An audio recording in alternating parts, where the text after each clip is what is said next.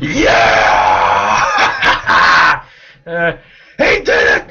He did it! Yes! Yes! Oh, okay. Let's be legit. Let's be realistic right here. Yes, Jeff Gordon won the pole for the Daytona 500 in his final attempt. Yes, he is the fifth fastest qualifier in Daytona 500 history. Yes, he's the first driver who qualified at 200 miles an hour since Bill Elliott in '87. However, it is tainted because of the draft. Number one, it is tainted by a shitty qualifying system that does not work at the plate tracks. So much so that you have jackass Clint Bowyer, yes, no matter what he says, and I'm going to quote what he said. No matter what he says, I still don't have respect for him because of all the bullshit he's done to Gordon over the years and what led to some of the problems over the last few years. But here's what he said regarding what happened with him and Reed Sorenson in the 44. All right.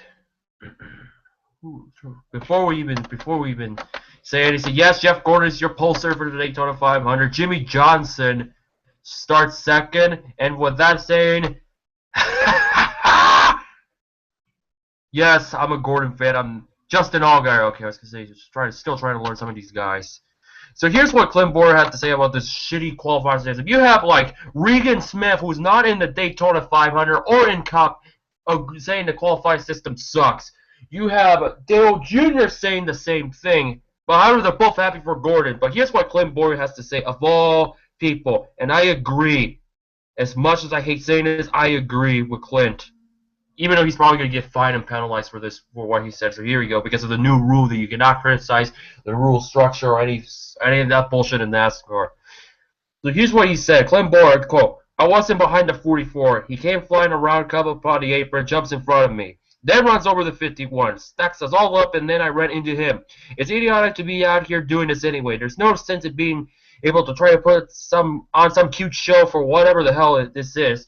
Then you have a guy out there doing this in desperation. There's no reason to be out there. These guys have spent 6 months working on these cars, busting their butts. Well, he said ass. This is according to what Marty reposted, but he said ass on these cars. But it ain't his fault. It's NASCAR for putting us out there in the middle of this crap for nothing. We used to come down here and worry about who would sit on the front row in the biggest race of the year. Now all we do is come out here and worry about how a starting park, even though Reed Sorenson, the 44 is not a starting park. That's the only thing I disagree with what he said. Like this, out there in desperation, and it's going to knock us out of the Daytona 500. We've been in meetings for 45 minutes just trying to figure out what in the hell everybody's going to do such that we can make this race. It's stupid. There's no sense of doing this. God damn it, Clint! If you don't like my bullshit, you're fired!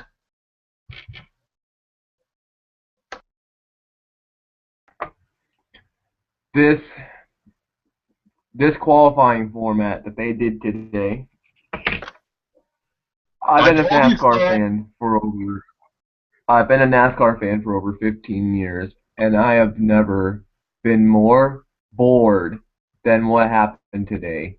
I have never been more bored of a NASCAR qualifying, and I always like qualifying. But then this happened. This was easily the worst qualifying I have ever seen, and it was for the biggest race of all. I told you so. If this does not make Brian France change his mind about going back to single car, I don't know what will. I guess everyone's sitting on the edge of pit road and not going out on the track.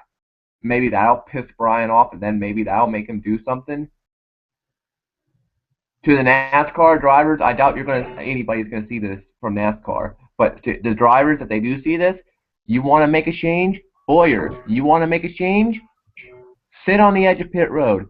Don't go out on the track. And when NASCAR tells you to go out there, just tell them straight out, no, I refuse. What are they going to do, fine you? You guys want a demand change.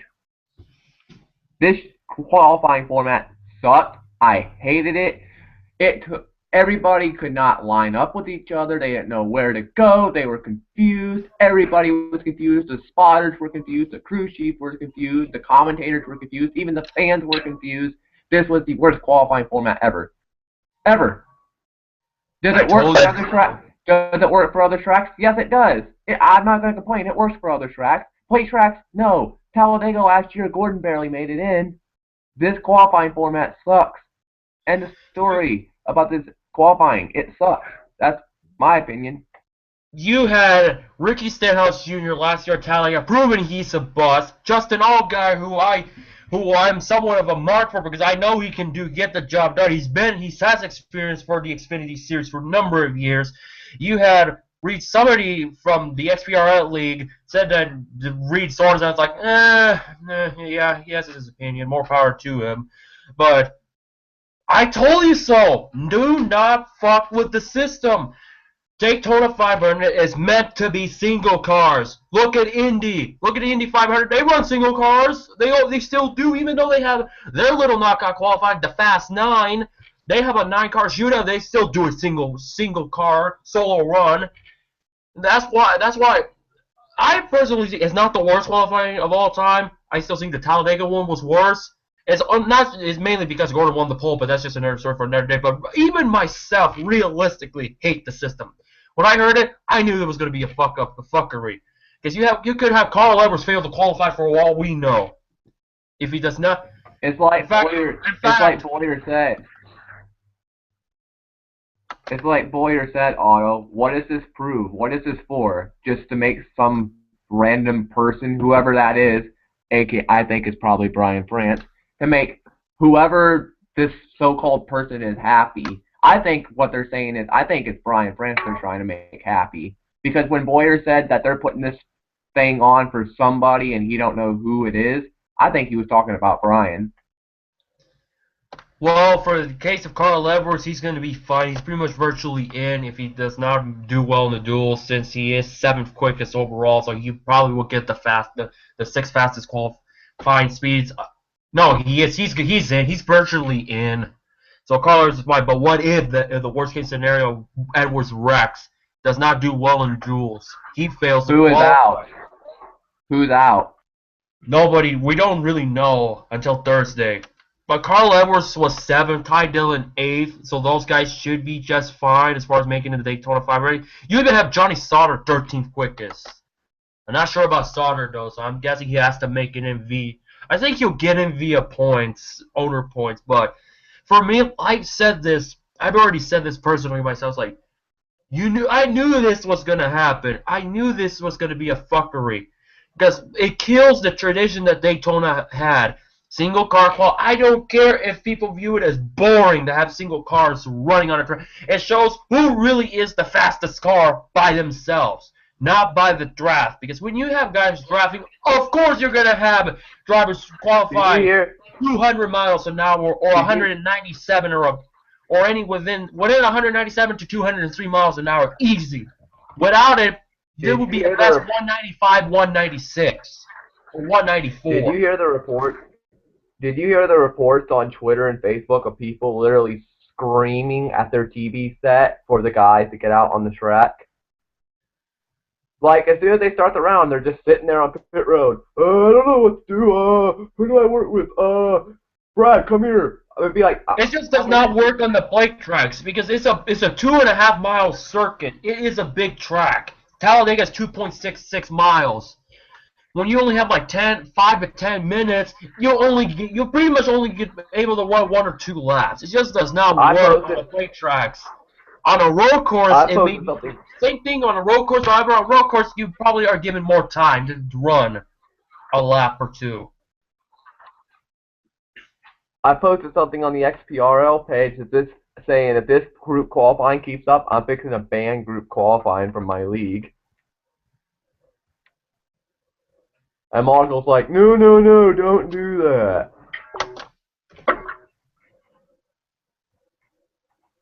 All right, let's see if Racing Reference has the official lineup so we can. I will tell you one thing though. I'm having single car qualifying for my 500. I ain't doing the group qualifying crap.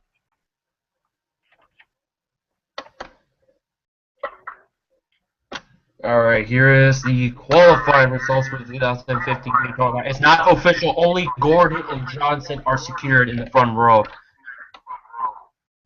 But here's how they qualified. Here's how they are, and pretty much with the exception of Bowyer, Sorenson, and Allgaier, they'll be running backups. And if I remember, Edwards too. There's somebody that's going to be running in the back. I think it was Tony. I don't remember, but here's how they qualify, how they ended up. Gordon wins the pole at a speed of 201.293 miles an hour. Johnson starts second at a speed of 201.135. There are 300 drivers that qualified at 200 miles an hour, which are Denny Hamlin in third, Matt Kenseth fourth, Kyle Busch fifth. Kasey Kahne 6th, Carl Edwards 7th, Ty Dillon 8th, Austin Dillon 9th, Dale Earnhardt Jr. 10th, Jamie McMurray 11th, Mark Truex Jr. 12th, Johnny Sauter 13th, Greg Biffle 14th, Trevor Bayne 15th, 16th, Sam Hornish 17th, Aric Almirola 18th, Ricky Stenhouse Jr. 19th, Brad Keselowski 20th, Ryan Blaney 21st, Joey Logano 22nd, Michael Walker 23rd, J.J. Yaley 24th, Bobby Labonte. Yaley and Bobby Labonte did not make an attempt, so they are considered no time, but they advanced in the second round. 25th, Paul Menard. 26th, Alex Bowman. 27th, A.J. Allmendinger. 28th, Ryan Newman. Kevin Harvick, 29th. 30th, Kurt Busch. 31st, Tony Stewart. 32nd, Danica Patrick. 33rd, Casey Mears. 34th, Brian Scott. 35th, Michael Annett. 36th, Justin Allgaier. 37th, Kyle Larson. 38th, David Gilliland. 39th, Michael McDowell. 40th, Jeb Burton. 41st, Clint Bowyer. 42nd, Reese Sorenson. 43rd, Justin Marks. David Ragan, 44th, Cole Whitt, 45th, Josh White, 46th, Landon Cassill, 47th, Mike Wallace, 48th, and dead last is Ron Hornaday with the speed of 190.791. And I think that is the slow. No, Michael Walker was the slowest car when it pertains to the height, their speed, 190.517. We can say Carl Edwards is virtually in the 500 because he is one of the quickest guys out there who are in trouble. I can't recall who are in trouble because of. I think Mike Wallace is in trouble. Justin Marks. Bowyer's definitely still in trouble. No, Bowyer is in regardless. Bowyer's definitely. No, Bowyer would be in by owner points if worse comes to worse, and I think Bowyer will do just fine in the duels. And I'm not really gonna give you the 150 lineups. I think I might have said 125 earlier. If not, then never mind. Because this is so because I don't want to lose track too much, but yes, hate the qualifying system. Happy for Gordon that won the poll, of course. That's all I gotta say. And as far as Clint Bowyer, I agree with you. Still don't like you though. End of story. If this bad luck keeps up for Clint Bowyer, I see him leaving Michael Waltrip Racing very, very soon. Where will he go? Stewart Haas? I don't see any rides available at all that I can think of. Roush Fenway? Roush Fenway is not in a good state right now that we consider as a good team. They're not. This is not the same Roush that they were in the mid-2000s. In the 2000s. We're already halfway through this decade. They can wait till Kasey Kahne's contract goes out and put him in the 5. Oh, hell no. I don't want him in a Hendrick car. I know Gordon won't beat her. I do not want him in a Hendrick car. No, I don't want him in Hendrick.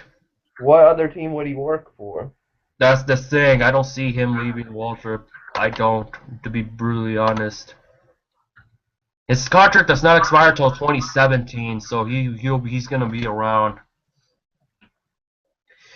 Alright, and any last thoughts before we go back to our preview, starting with Casey Mears? Nope. Alright, as you can tell, this is part 2 of the Sprint Cup Series preview. We only went through the first 10 drivers from Jamie McMurray to Denny Hamlin. So we're going to get back on track and focus, hopefully get everybody in this and determine my chase, because like I said, we're gonna give you last year's stats, their race finishes of the final 10 race finishes that these drivers has, unless they drove part-time. Then we'll go through the entire schedule, and then we'll give ourselves where they'll make the chase, how they'll do.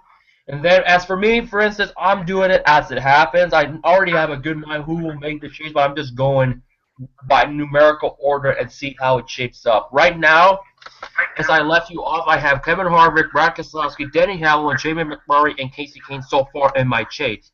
Some of these guys will fall out once we get through other guys. let's start off with Casey Mears. This is his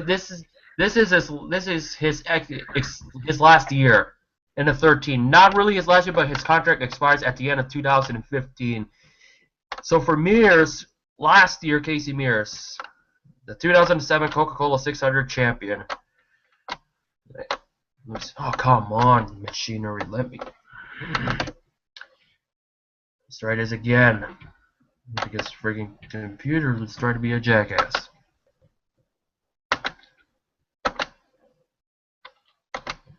All I gotta say okay, I can give you a good assumption for Casey Mears. He needs to do better. He's been there for a long. He's been there since 2003. Casey Mears has been there since 2003. Still. Only memorable thing. Barely can get top tens barely can still get a top 10 or 2 every year.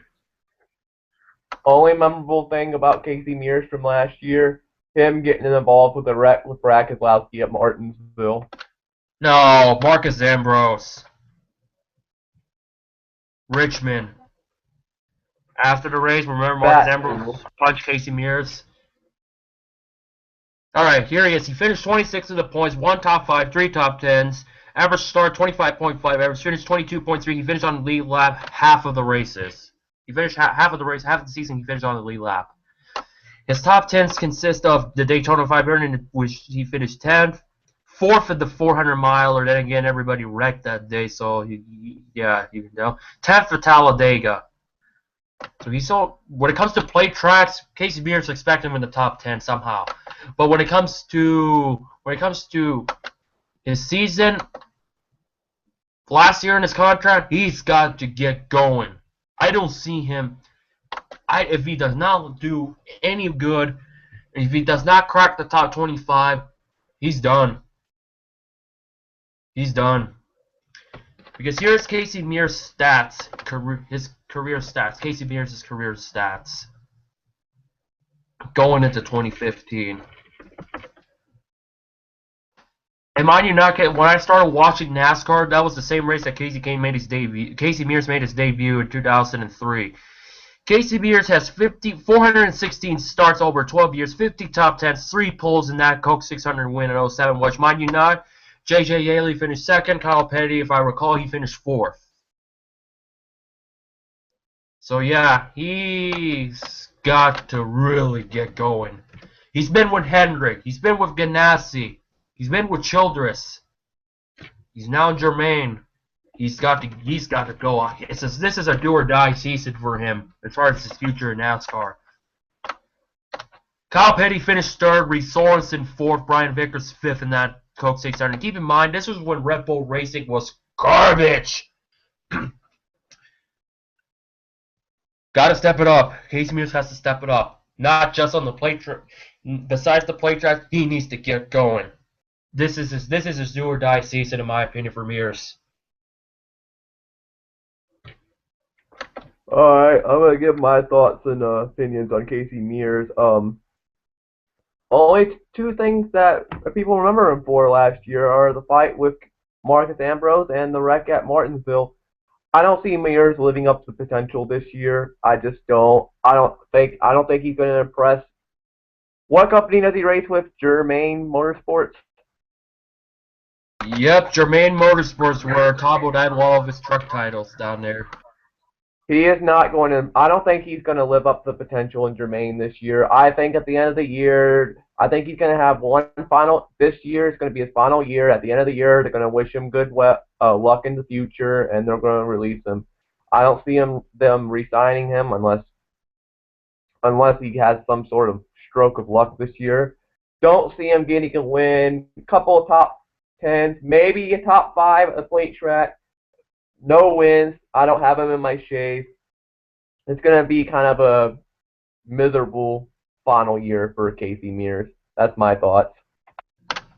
It is his final year in his contract because that's when his Geico deal expires.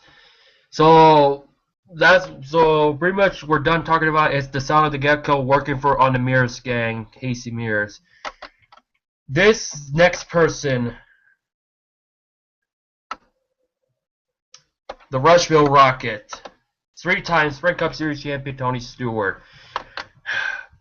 25th in the points, Boo, 33 did races, not have 3 top 5s, 7 top 10s. He won a pole.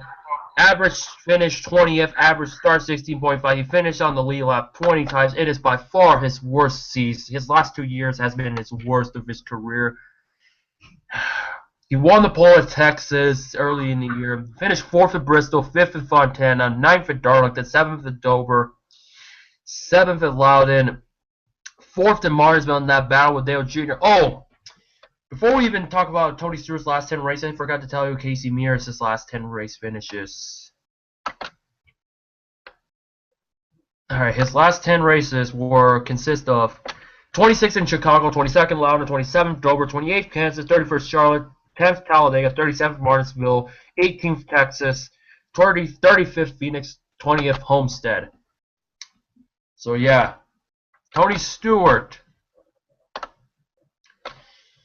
15th at Richmond, 18th at Chicago, 30th at Loudon, 14th Dover, 17th Kansas, 21st Talladega, 21st Charlotte, 31st Talladega, Martinsville, 4th Texas, 11th, 20th at Phoenix, 43rd, dead last. And Homestead, it appears that he wrecked. I don't remember ESPN covering him wrecking. I think they might have, but I don't remember. Tony, I will say this, he will be hungrier than ever. I see him have some sort of resurgence as long as he's not injured or something happens in his life. Do I have him winning? Yes. Do I have him in my chase for the well-being? Yes. However, I do have him ahead of Kasey Kahne. I don't have him ahead of Jamie McMurray. So right now I have 6 guys that I would consider in the chase. He has to win. Yeah. No, he will be hungrier than ever. Anything. The personal demons, what the media and everything within has got into him, doesn't get in the way. And hopefully we see the old Tony Stewart. Anything you want to say? Anything you want to say about the Kevin Ward incident? I really do not want to talk about the whole Kevin Ward thing. I think it's already been self-explanatory. Alright, well, I'll give my opinion on Tony. I do see him rebounding a little bit this year, but it's just the media, what's been going on. I mean, he's the first driver this year to suffer a violation with the black flag in the practice. It's just off to a rocky start for him. You got the showdown where he got wrecked. I mean, the unlimited where he got wrecked. Where did he qualify at for the 500? Let's see. For the 500, I actually exited out because I think he would. If I remember, I said 31st. I think I said 31st, which in this case, for the duels, he would have to start in 16th. Yes, Tony Stewart 31st. He will start 16th in the first race of the 150s. I have 2 people this year. I got a couple people I want to win the 500 this year, but one of the drivers I really like to see win is Tony. I think it would get a lot of stress off his back and get what happened last year out of the way.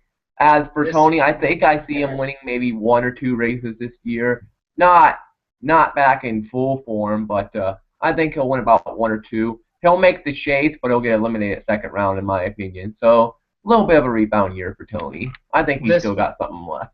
This will be his 17th Daytona 500, so he's right up there with the. If he wins, he'll be right up with the Waltrips, the Bakers, and the Earnhardts. Or, worst comes for worst, he'll be with the Mark Martins and the Rusty Wallaces. And the Terry Labontes. And I think he'll do fine, I hope. And speaking of the person we just talked about in the beginning of the video. Oh, wait, no, not yet. Clint Bowyer. Yes, I agree. For those who are just tuning in, I agree what Clint Bowyer said. However, I still don't like him. I agree. It screams what I've been saying. Going into the Daytona 500 is all about going fast. No draft, no gimmicks needed. Chris Candido style. Bowyer had a horrible year last year. Cha-ching. 19th in points, 5 top 5s, 15 top 10s, average start 15.8 average, finish 17.1. He finished on the lead lap 25 out of 36 times. His last 10 race finishes, he had 4 DNFs. Okay, here we go. 39th in Chicago, 14th in Loudon, Dover 9th, Kansas 18th, dead last is Charlotte, 3rd at Talladega, 7th at Martinsville, 28th, you know, that race. He's one of the bigger reasons why the whole fuckery began, by the way. Same with Fontana when Gordon was leading. It's always said something to do with Gordon Bowyer finds a way to manipulate the outcome. That's why I call him the master manipulator. Alright, and not being biased, 28th in that one race, 40th in Phoenix, and Homestead in 8th. All I gotta say from being unbiased, he will be hungry. I think he'll have a chip on his shoulder that he'll do better. Do I have him in the chase? No. I think he'll... No, for now, I think Bowyer will fall out of my chase after we get through all the drivers. I don't have him ahead of Kasey Kahne, so right now, I have 7 drivers that I would consider as a chase contender. Clint Bowyer will be one of them. From a bias perspective, I don't want him in the chase. Will he win? Likewise, he will. Do I want him to win? Absolutely not. But that's just my biased opinion. Unbiased, he will be a contender. It will be a resurgence of a season. But will he make the chase for the well-being? He is, but I think he'll be just out, in my opinion, when we get to other drivers. Clint Bowyer, I lost a lot of respect for him after 2013 Richmond, and I said to myself, it's going to take a lot for him to get my respect back. Well, today, for qualifying, what he said, Bowyer, you got my respect back, dude. For now. As long as you don't do anything stupid again. But for now, Bowyer's got my respect back. I hope he has a decent year this year. I don't see him making the chase, in my opinion. No. Winning a race, I think he'll probably get 1 win. Just 1. You know, he went winless last year. It wouldn't hurt for him to get 1 win this year. I mean, just 1 race. Don't see him making the chase. I think he'll have an on-off year this year. That's my prediction of Bowyer.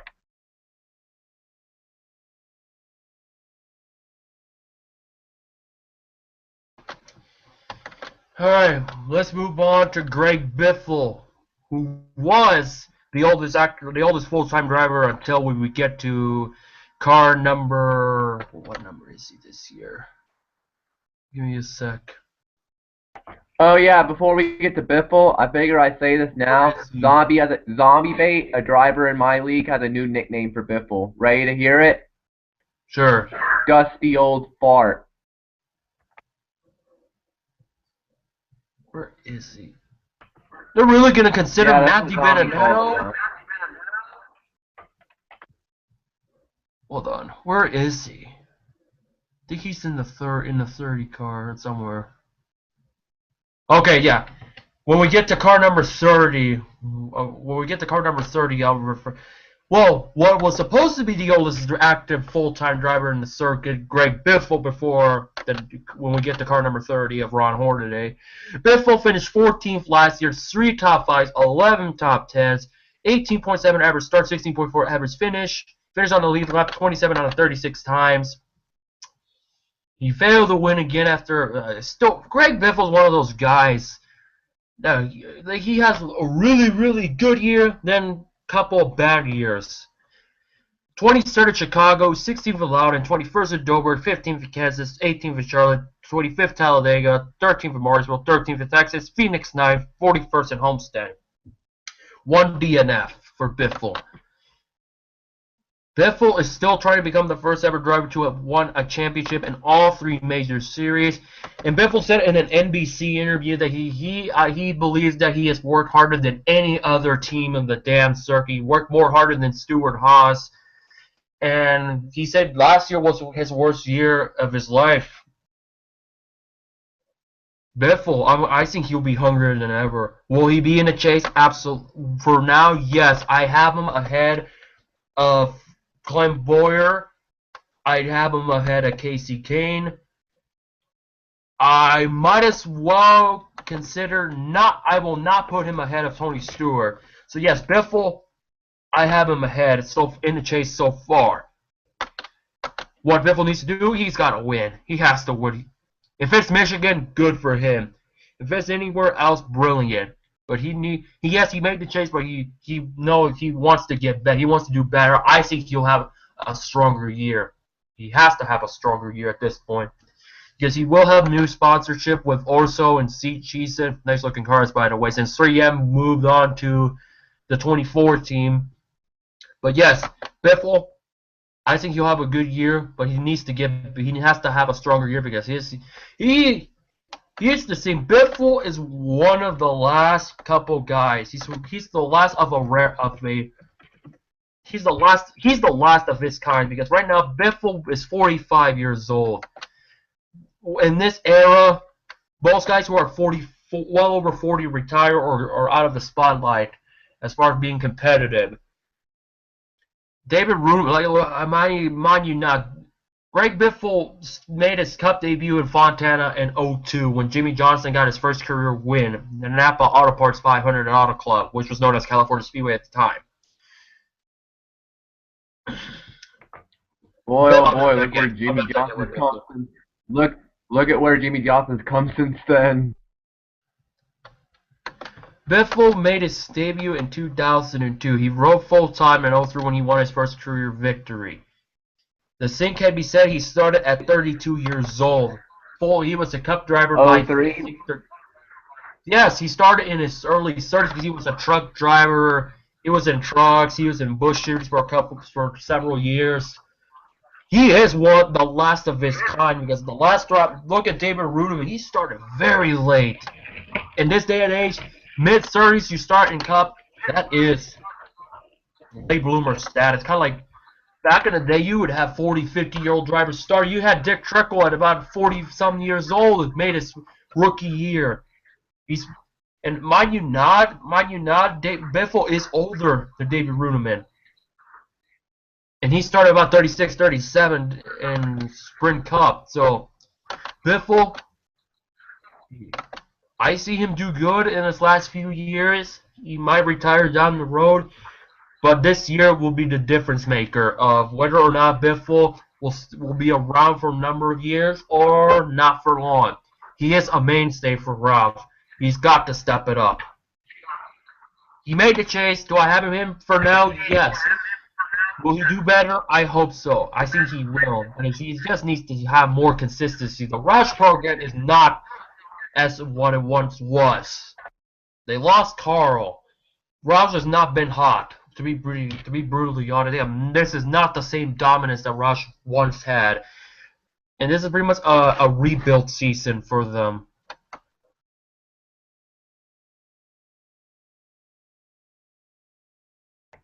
Well, about Biffle, even though Zombie called him Dusty Old Fart, which I think kind of goes a little bit too far, Zombie. Biffle, I see him maybe having about 4 years left before he finally rides in the sunset. Biffle, I see him getting one win this year, and no offense, and I know it's kind of funny when I say this, I see it coming at either Chicago or Kansas, because he seems to really be good at those tracks. I see him making the shape, but he'll get eliminated second round. Biffle, I just don't care about Biffle no more, especially if that new sponsor Bug be gone and everybody's mocking him for his sponsorship. Bug be gone now because of the wreck at Daytona on Saturday night. So yeah, that's all I have to say about Biffle.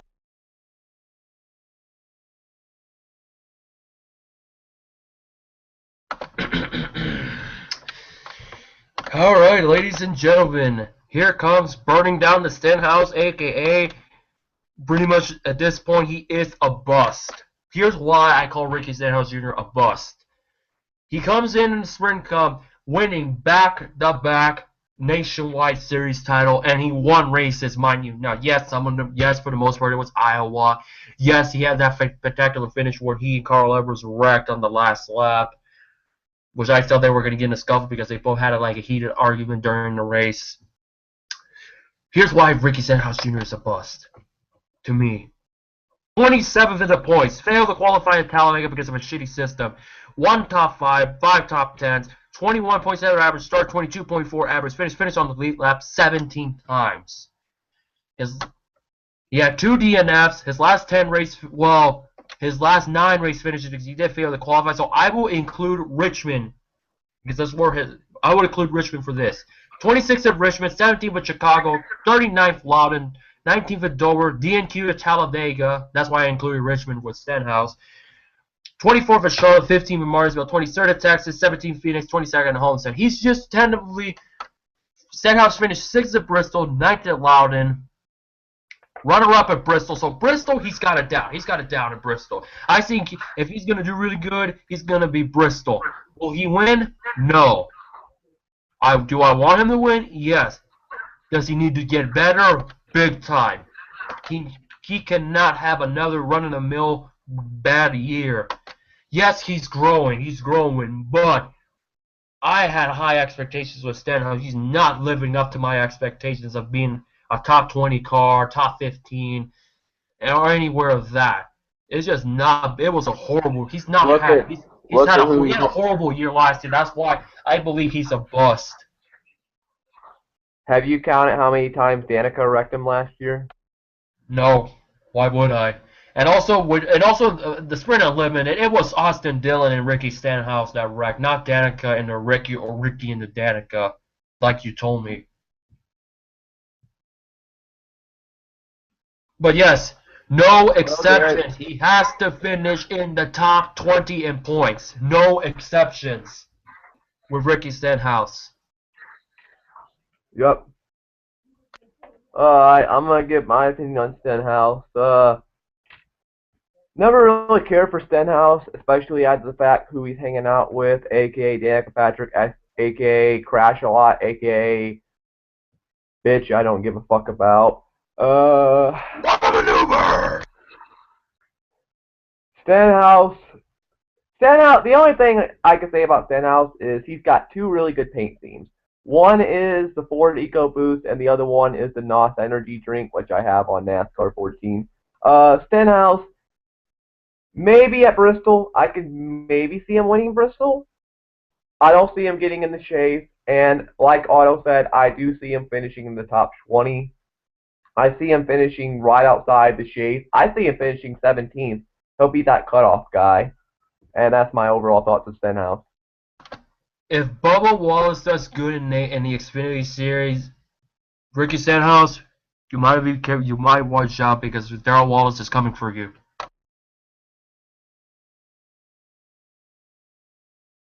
That is if Bubba Wallace does good in the Xfinity Series with Roush. That is if. Because I think Kyle Busch and Joe Gibbs Racing dropped the ball. But then again, sponsorships was also a factor why he lost the ride and he decided to go elsewhere. They literally kind of dropped the ball, in my opinion. Do we have to talk about this next driver? We're going through every driver. I went through Keselowski. I'll let you talk about this next driver because I can't fucking stand this next driver.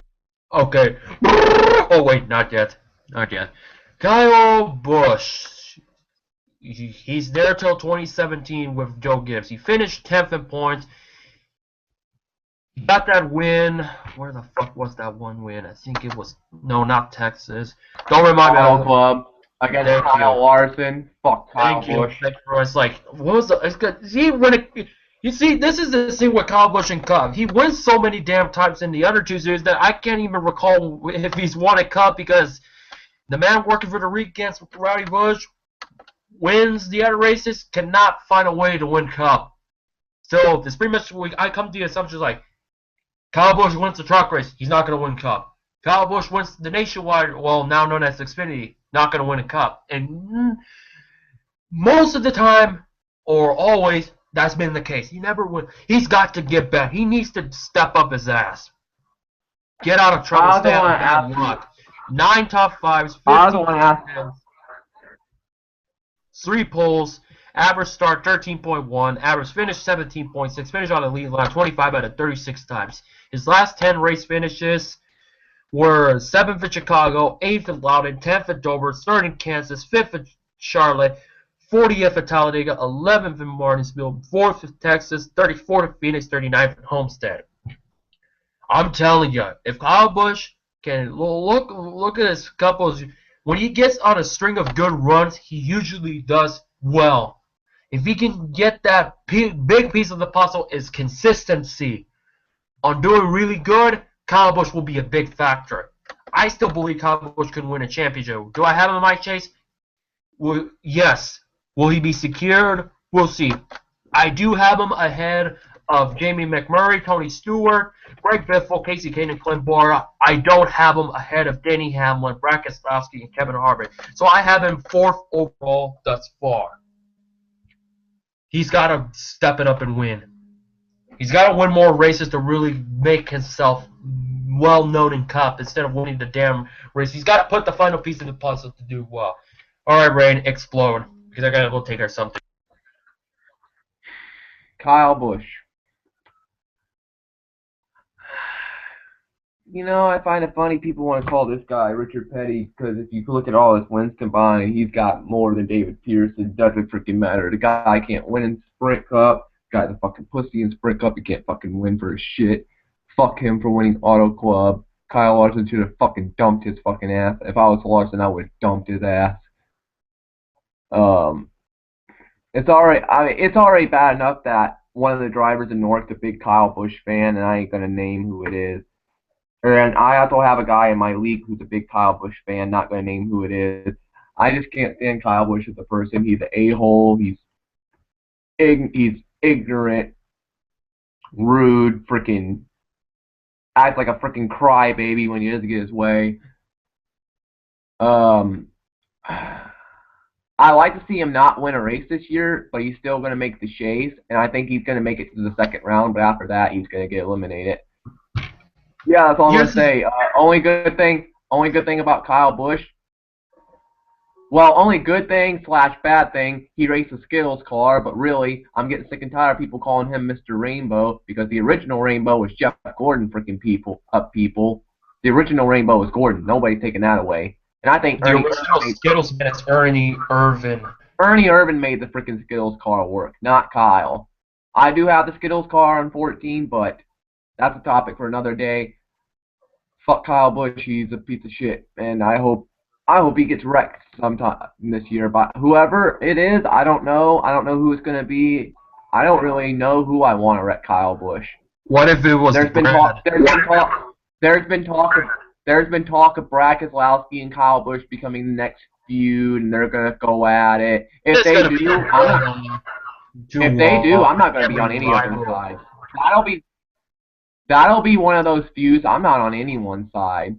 I won't be on Brad or Kyle's side. I'll be like, who cares? But yeah, Kyle Busch is gonna make the second round and get eliminated, and I like to see him not get any wins this year, even though he's gonna win in Xfinity and Truck, because Brian France won't do nothing about that.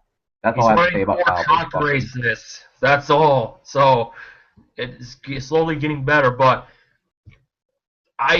okay, you have a point with Kyle Busch and Brad Keselowski being rivals. Xfinity Series mainly. That is it. Because I still think NASCAR is still struggling to have a legit rival that goes on for years. Yes, you had your Jimmie Johnsons and Kurt Busch. Yes, you had Brad Keselowski, Carl Edwards.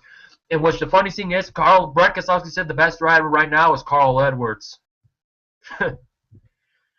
Speaking of Carl Edwards, that is our next guy. But first, yes, Kyle Busch drives the Snickers and Skittles, which Bobby Hillin and Ernie Irvan did before.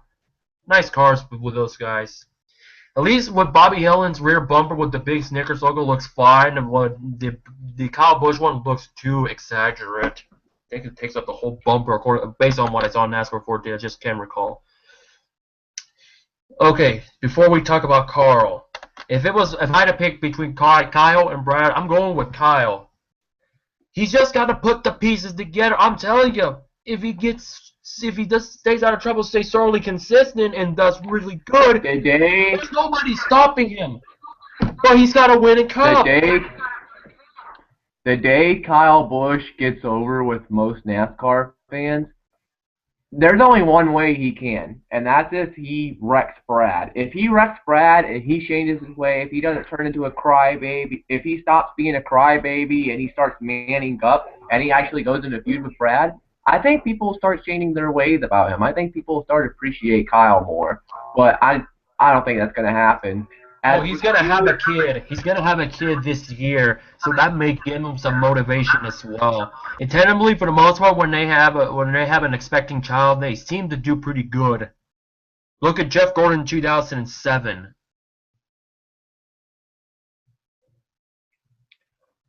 But yes, Kyle Busch, I think he'll be hungry for the title. I still see him being champion, but I think once he has his kid, maybe his perspective and his attitude may change. Look at Darrell Waltrip. Yes, for the most part, Darrell Waltrip got over because of what happened in the Winston in '89, and also they started to appreciate his how dominant he was in the '80s. Kind of like what a lot of people are appreciating Gordon now. All right, Carl Edwards. Sad thing is, the sad thing is he's not in the number 99, so pretty much we'll have to give him a new name. So let me see how. Concrete Carl Edwards, car number 19. I think I'll come up with something for Carl for a nickname, but Carl Edwards, Joe Gibbs Racing. He finished 9th in his last year with Roush Racing. 2 wins, 7 top 5s, 14 top 10s. Average start 13.5, average finish 15.1. He finished on the lead lap 27 times. No poles. He won in the rain-shortened Bristol race.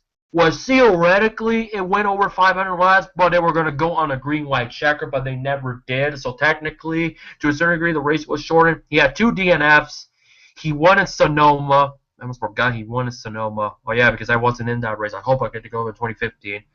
All right, last 10 races. 20th in Chicago, 17th at Atlanta, 11th Dover, 5th Kansas, 8th Charlotte, 21st Talladega, 20th Martinsville, 9th Texas, 15th Phoenix, 34th in Homestead. Jimmy Fenning is now retired as a crew chief. Just to add that note, the former Nextel Cup championship winning crew chief with Kurt Busch. Daytona 500 champion with Bobby Allison, and if I recall, Matt Kenseth in 2012. Carl. First year, new team. I will say this. It may be ballsy. He could have a Kevin Harvick run. However, will he win the championship? No, I don't see him winning the championship. Will he win several races? Yes. Look at Matt Kenseth. Look at Kevin Harvick. Their first year with a new team after being a mainstay for the proper race team with Kenseth and Roush and Harvick with Rachel Childers. Bada bing, bada boom, they explode into dominance. Could we see this with Carl? I do believe so. Do I have him in the chase? Yes. I have him ahead of Jamie McMurray. I might as well have him ahead of Kyle Busch. No. I don't have him ahead of Jamie McMurray. I have him ahead of Tony Stewart. I think he'll do really good. I think he'll have a great year. I hope he wins several races. Look at Kenseth and Harvick. Could we have a similar faith with him? Probably. So I expect Carlos to do really good in 2015. New team, new attitude. I see him doing really good. I don't have him ahead of Jamie McMurray. But here's the thing, guys. I'm going based on how I see them doing in the first 26 races, and then I'll narrow it down to where I think they'll do. But Carl Edwards, I see him have a strong year. Who knows? Look at Kenseth. And look at Harvick. Yes, different team, but still. 2013 was Matt Kenseth's breakthrough. First year, dominated. 2014, Kevin Harvick, dominated, won the title. 2015, can we see the same faith?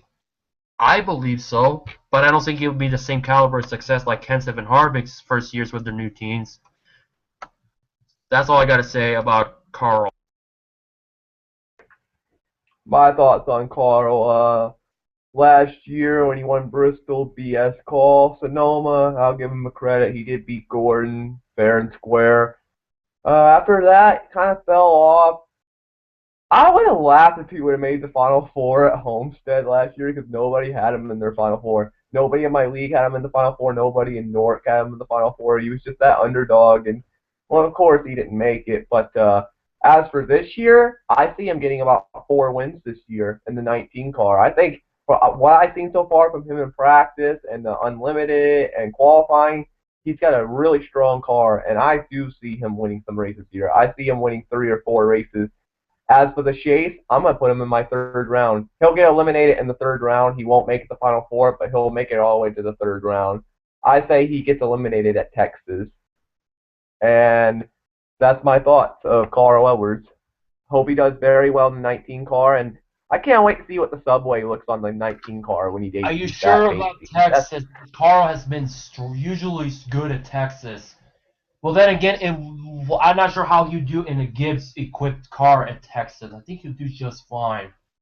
Just who the hell won? Was it Hamlin or Kenseth who won in 2010? I think it was Denny who won in 2010 at Texas when he was battling out for Kenseth in that bullshit of a race that was Texas in 2010.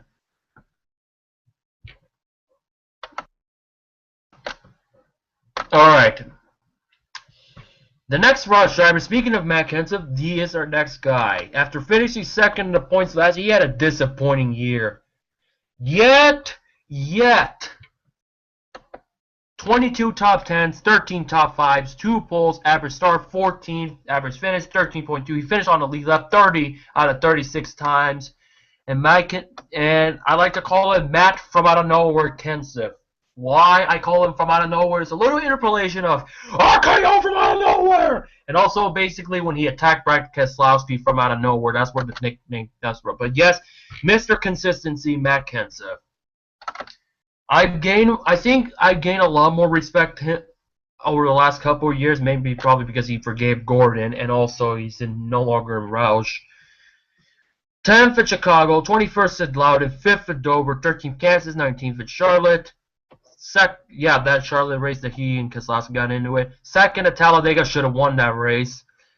Or Landon Cassill. 6th at Martinsville, 25th at Texas after winning the pole. 3rd at Phoenix, 6th at Homestead. Like Kevin Harvick, Matt Kenseth has been getting a lot of poles. In fact, Kevin Harvick had 8 poles last year, more than he's ever had combined his other previous seasons. So it seems like the new rise has benefited them in qualifying. They've been winning a lot of poles than they are accustomed to. Kenseth, Mr. Consistency.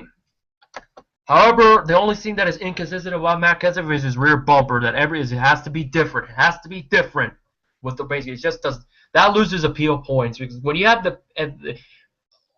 about everything the exact paint scheme except for the rear bumper. That's just weird. Yet they won't let Terry Labonte run the freaking paint scheme that he had. Do I have him in the chase? Absolutely. Do I have him? Where do I have him? I will say this. I will have him ahead of Kyle Busch. I don't have him ahead of Matt Kenseth. Right now, I have 11 drivers that I would consider in the chase. Those are Kevin Harvick, Brad Keselowski, Denny Hamlin, Matt Kenseth, Kyle Busch, Jimmy McMurray, Carl Edwards, Tony Stewart, Greg Biffle, Kasey Kahne, Clint Bowyer. There's still more guys to go. Kenseth, I think he won the Sprint Unlimited, his first win in over a year. Yes, it's not a points race, so he still have not won since 2013 points-wise. I see Kenseth rebounding. I believe he'll rebound. He's got the wall back for 6 races. Badass looking car. I think. Did you see what he did? Did you see what he did in the new Toyota body? What he did? The new Toyota that he's Yes, racing. I've seen the new Toyota. It looks good on especially with the wall paint scheme with Carl and Matt. Never mind about Carl. I thought he was driving the wall, but anyway. Kenseth, I think he'll have a stronger year than last year. Will he be? Well, he had a good, consistent year, but a couple of bad races in the chase got him in the way. I think he will win. He's got to win a race. He's got to win races, and I think he will be a dark horse threat in the chase if he stays around. Likewise, he will. He will be a strong dark horse threat in the chase and throughout the year like he always does. That's one thing I appreciate about Kenseth. He always finds a way to be thoroughly consistent, just like Carl from time to time. Kenseth, chase, yes. Will he win? He's got to. Will he be better than last year?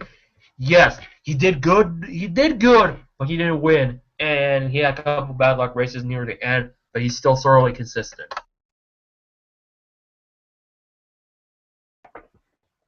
Matt Kenseth, after watching him in the Sprint Unlimited, I will say he will rebound this year. I can't wait to see him in the new cars, especially with DeWalt on the car, finally bringing that sponsor back, thank goodness. A lot of people say he's a threat to win the 500 again. I'll have to keep an eye out for the 500 and an eye on him, see if he actually can pull it off.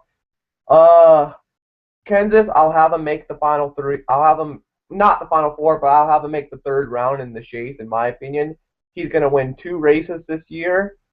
Maybe the Daytona 500, the other one, no idea. Maybe Dega, maybe like someplace like maybe Chicago or something, I don't know. But I do see Kenseth making it to the third round, and then he'll get eliminated.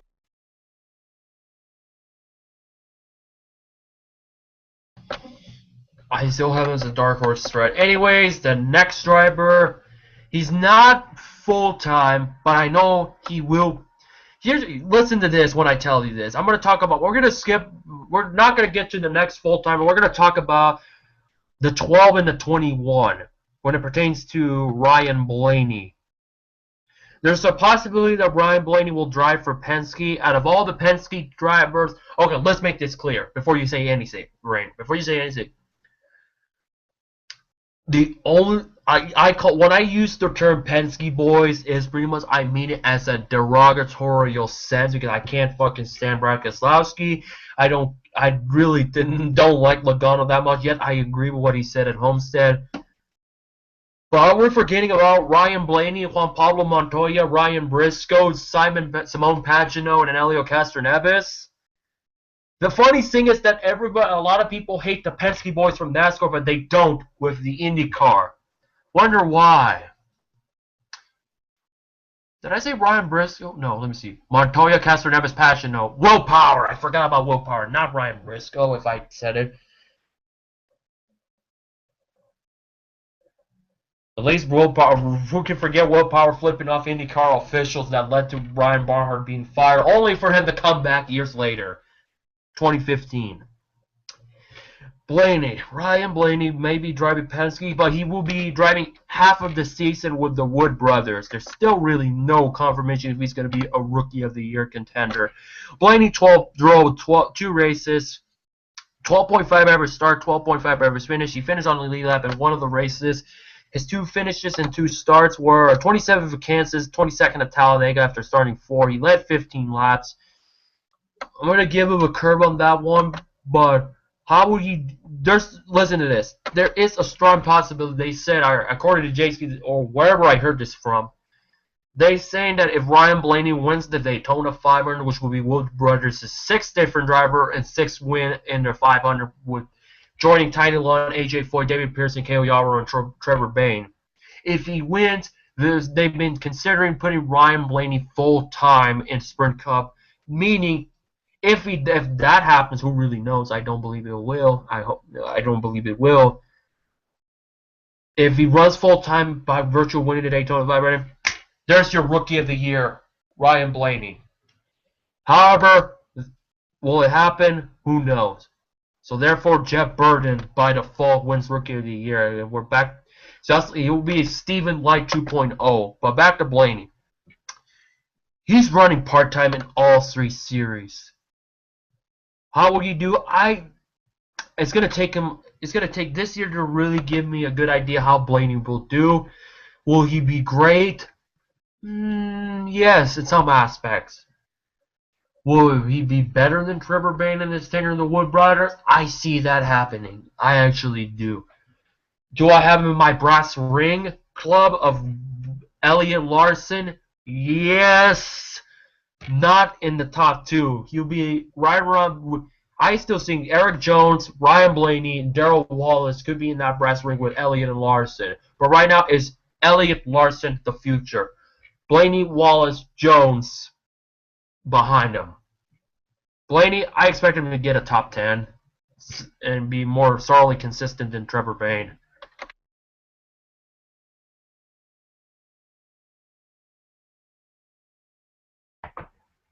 For Ryan Blaney, I guess all I can say is I was surprised at him for what he did at Talladega for a certain number of laps. Then, of course, he fell to the back. But I don't have that many high expectations for Blaney this year. I mean, most rookies, I don't really have that much expectations for them. As for him saying that if he wins the 500, they'll give him a full-time ride, he ain't gonna win the 500. There's no way, unless some miracle happens. Uh, I do see him getting a top 5 sometime this year. No wins, and I don't have him in my chase. So it's gonna be one of those usual rookie years for Ryan Blaney. That's all I have to say. All right. Oh wait, no, we're not there yet. We're not there yet. Here we go. The Penske boys. The last of the Penske boys. 5 wins, 16 top 5, 22 top 10s. He won a pole, average start 9.8, average finish 11.3, finished on the lead lap 30 out of 36 times. Joey frickin' Logano. He won at Texas. Still pissed off about that one. Richmond. I'm pissed off about that one because Gordon finished second. Bristol, pissed off about that one because Kenseth couldn't get by him. Loudon, pissed off about that one. Kansas, pissed off about that one, but not really all that much. So every win that Logano had, he had 4 DNFs. All of his wins pissed me off in some aspect. 4th at Chicago, 1 at Loudon, finished 4th at Dover, 1 at Kansas, finished 4th at Listen to this. 4th in Chicago, wins at Loudon. 4th at Dover, wins at Kansas. 4th at Charlotte, 11th at Talladega. 5th at 5th at Martinsville, 12th in that one race. 6th at Phoenix, 16th in Homestead. He was in the Final 4, and for 6 out of the 10 races, he was the championship leader. That pisses me off. And one bad pit stop cost him the championship. Do I have him in my chase? Yes. Do I have him winning some more races? Unfortunately. Is he going to be a threat? Yes. Do I have him in the chase? Yes. I have him ahead of Brad Keselowski. I don't have him ahead of Kevin Harvick. I think that he'll be good, but I don't think he'll be great. I think he'll be a major threat. He's going to be a threat, and I'm not looking forward to it. Mm.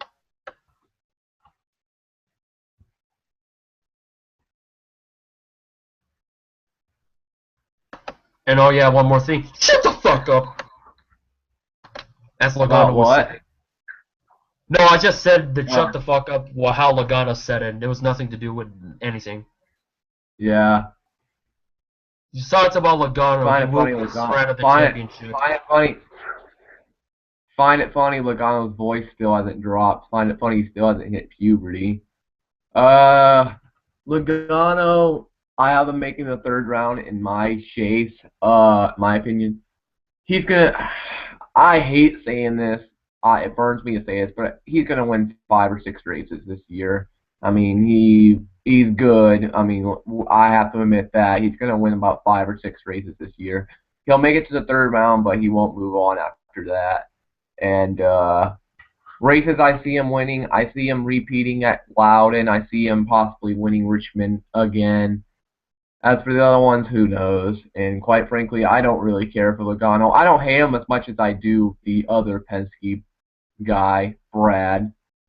But I don't like Logano. Never liked him. Even when he was in the 20 car, I always thought he was an overrated piece of crap. And then he goes to Penske, and he turns into a really big overrated piece of crap.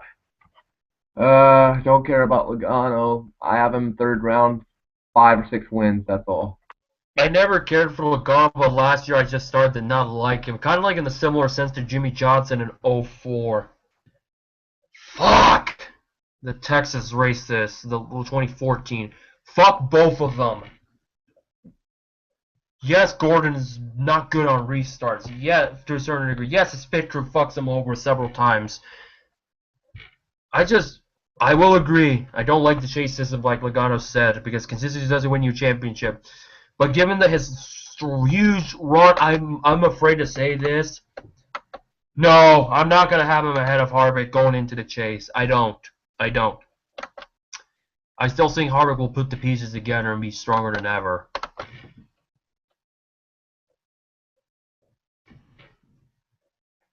JJ fucking Yaley. No, I don't hate JJ Yaley. JJ Yaley. Let's take a look at JJ Yaley's stats. He finished second in the Coca-Cola 600. Might I need to remind you again. 37.6 average start, 36.2 average finish. He did not finish on a lead lap in any of the races at all. He drove half the season. Starting park for the let me see.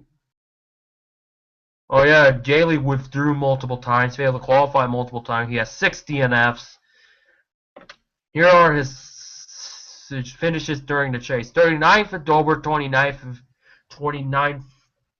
at Kansas, 38th at Charlotte, 42nd at Talladega, 39th Martinsville, 31st Texas, 30th Phoenix, 37th Homestead. 58th in the points, but he was not eligible for points since he was a nationwide regular. However, do I see he's going to run full time there as well?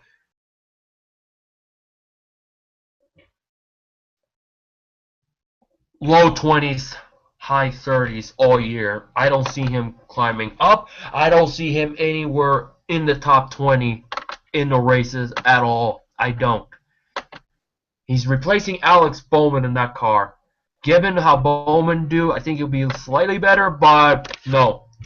Nowhere near the top 20, nowhere near the top 25. I have him in top 30 or lower. Nothing much to say about Yaley besides that. JJ Yaley, only good thing is his paint scheme. Top 20s, mid 30s, my opinion. He's not going to get a win.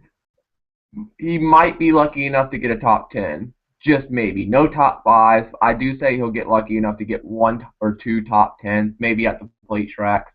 Don't have him in the chase. And, yeah, JJ Yaley, no. In my opinion, no.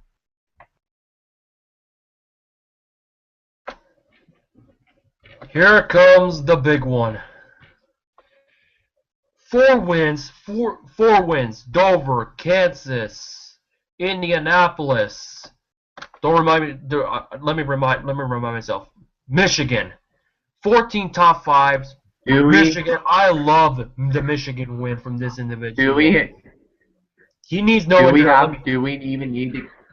He needs no introduction. Everyone knows who we're talking about. 4 wins, 14 top 5, 23 top 10s, 3 poles, 9th average start. That's a really good average start. Wow, second best average start of 2014 next to Fuckboy. Fuckboy was ahead of this individual, of course. 10.4 average finish. Better than Harvick, better than Newman, better than Logano, better than Brad. 10.4, the best overall average finish. 32 out of 36 races on the lead lap. Finished every fucking race. Finished. Here's his last 10 races. He had an earning of $7,095,464. He finished in the top 10 63% of the time. He completed 99.6 of the laps. 10,503 out of 10,541, meaning he 38 laps he did not manage to finish. He led 1,083 laps. And mind you, not of the 1,083 laps, he is, what is he? Harvick is ahead of him. Fuckboy's ahead of him. John Cena's ahead of him.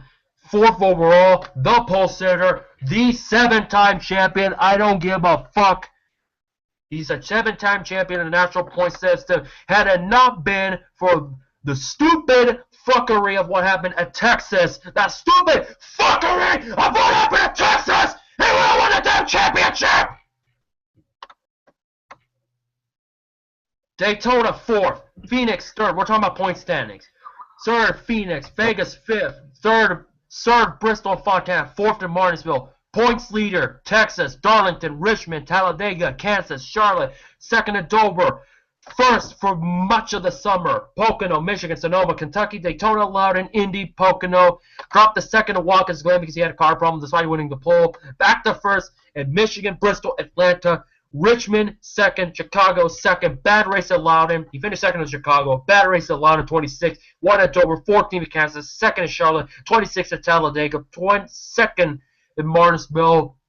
I'm not even going to mention that one at race. Second in Phoenix, 10th at Homestead, dominated. Standings. Second at Chicago, 7th at Loudon, 1st at Dover, 7th at Kansas, 6th at Charlotte, 1st at Talladega, Martinsville, 4th, 6th overall. That points finish does not tell you much at all. End of story. Pole sitter.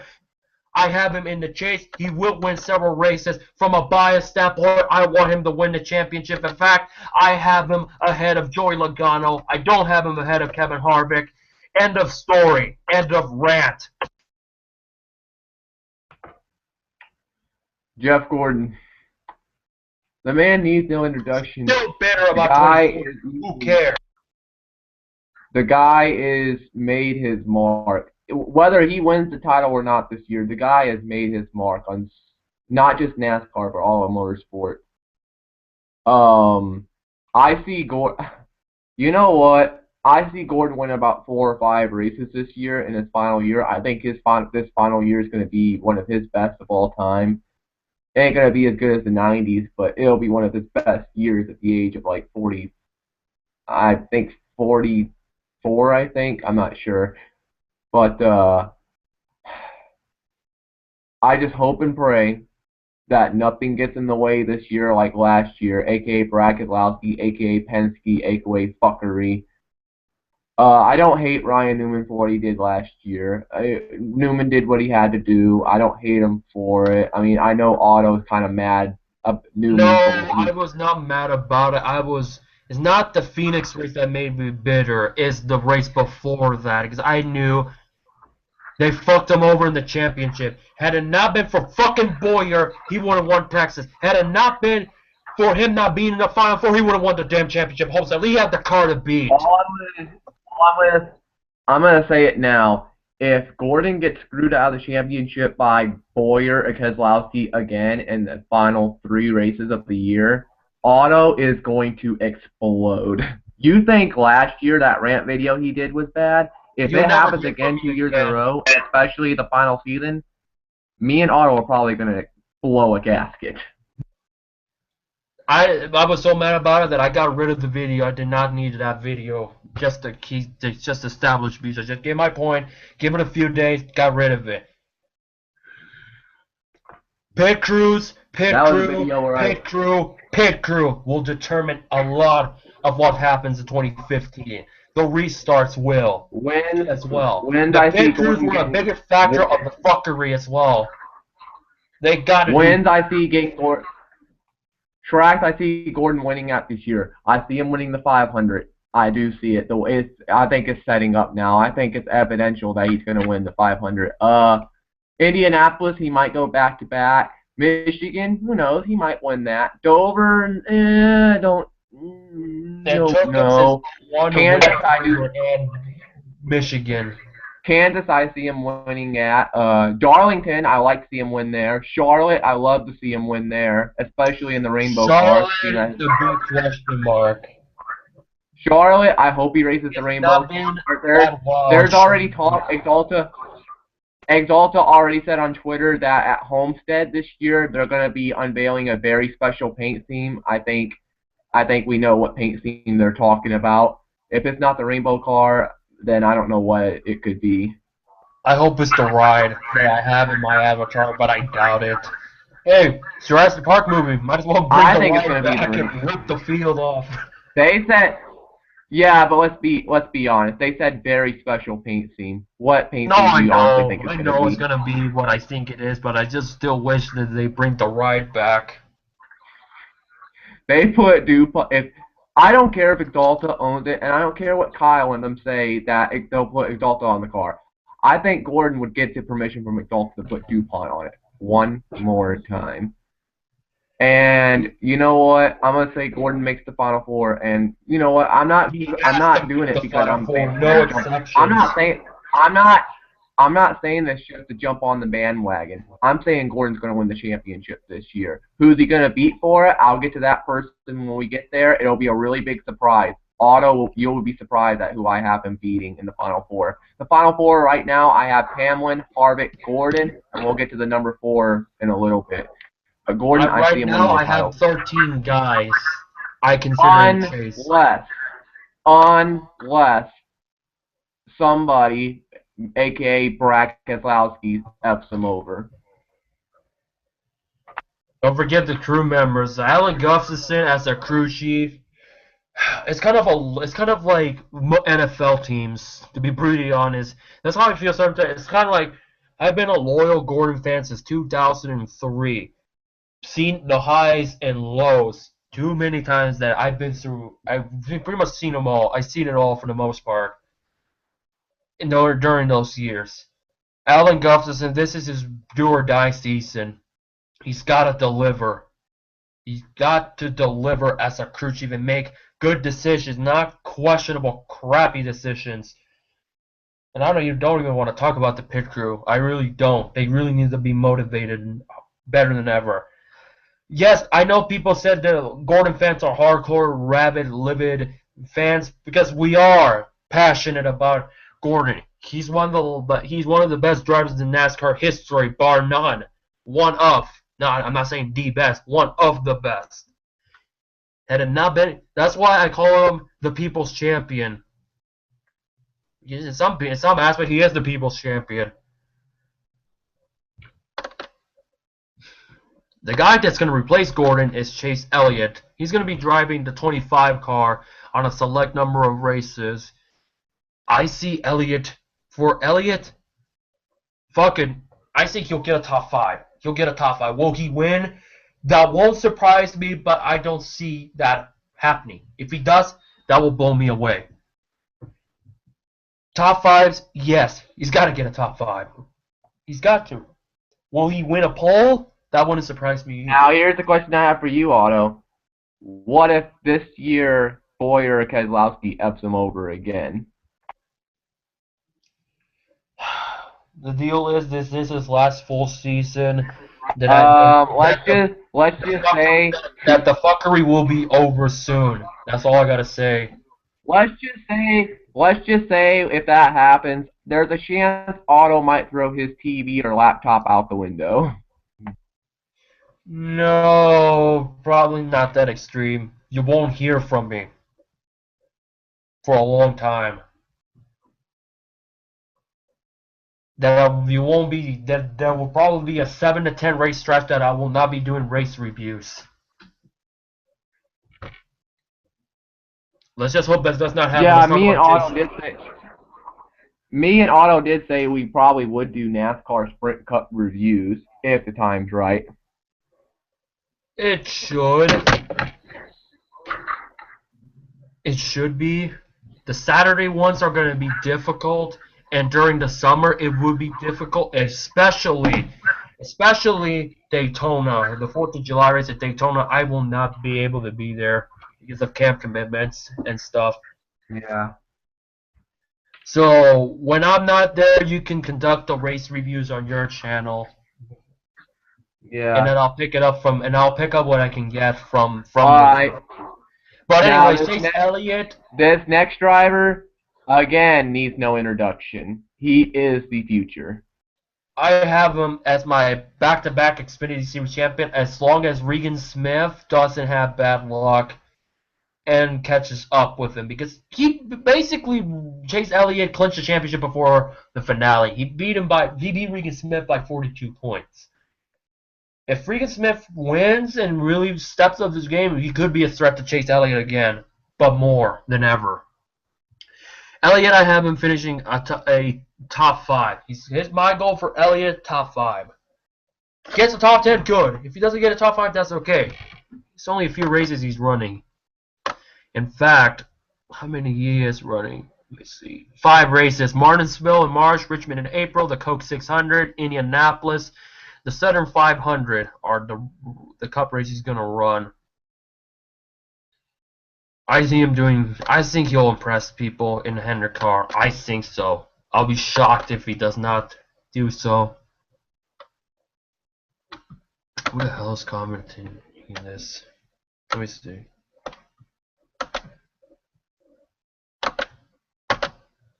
How many viewers we got? I have no idea. Somebody's been commenting. Let me see what they've been saying. Is the same guy. Oh, somebody wants to jump in the conversation. Who is it? Oh, some guy named Hunter Murray. Then Kamikaze commented that he despises Kyle Busch. I don't blame him. Hey, Kamikaze. I don't blame him one bit, but it's his opinion. I think I know Kamikaze. Isn't he in Newark? He's the guy who usually has been commenting on our videos when it pertains to... I think he's from Newark. I have no idea. I have a feeling he's from Newark because the last time I looked, he has like over 12,000 subscribers. Alright. Next guy. Hold up. We're not done about Elliott. Chase Elliott, my opinion. You know what? I'm going to be ballsy. He's going to win his first Sprint Cup race. Nobody has it. When's the last driver to win in their first start? There's been a couple of guys, but you have to go all the way back in the 60s. Let me see if I can find it. Yeah. I know there's a stat for it. If Chase Elliott wins in his first start, Gordon, Mr. Hendrick, give him full time now. Have him make the Final Four. I don't care. Let me see. Trying to find it. Let me see if JSki can tell me who has won in their debut.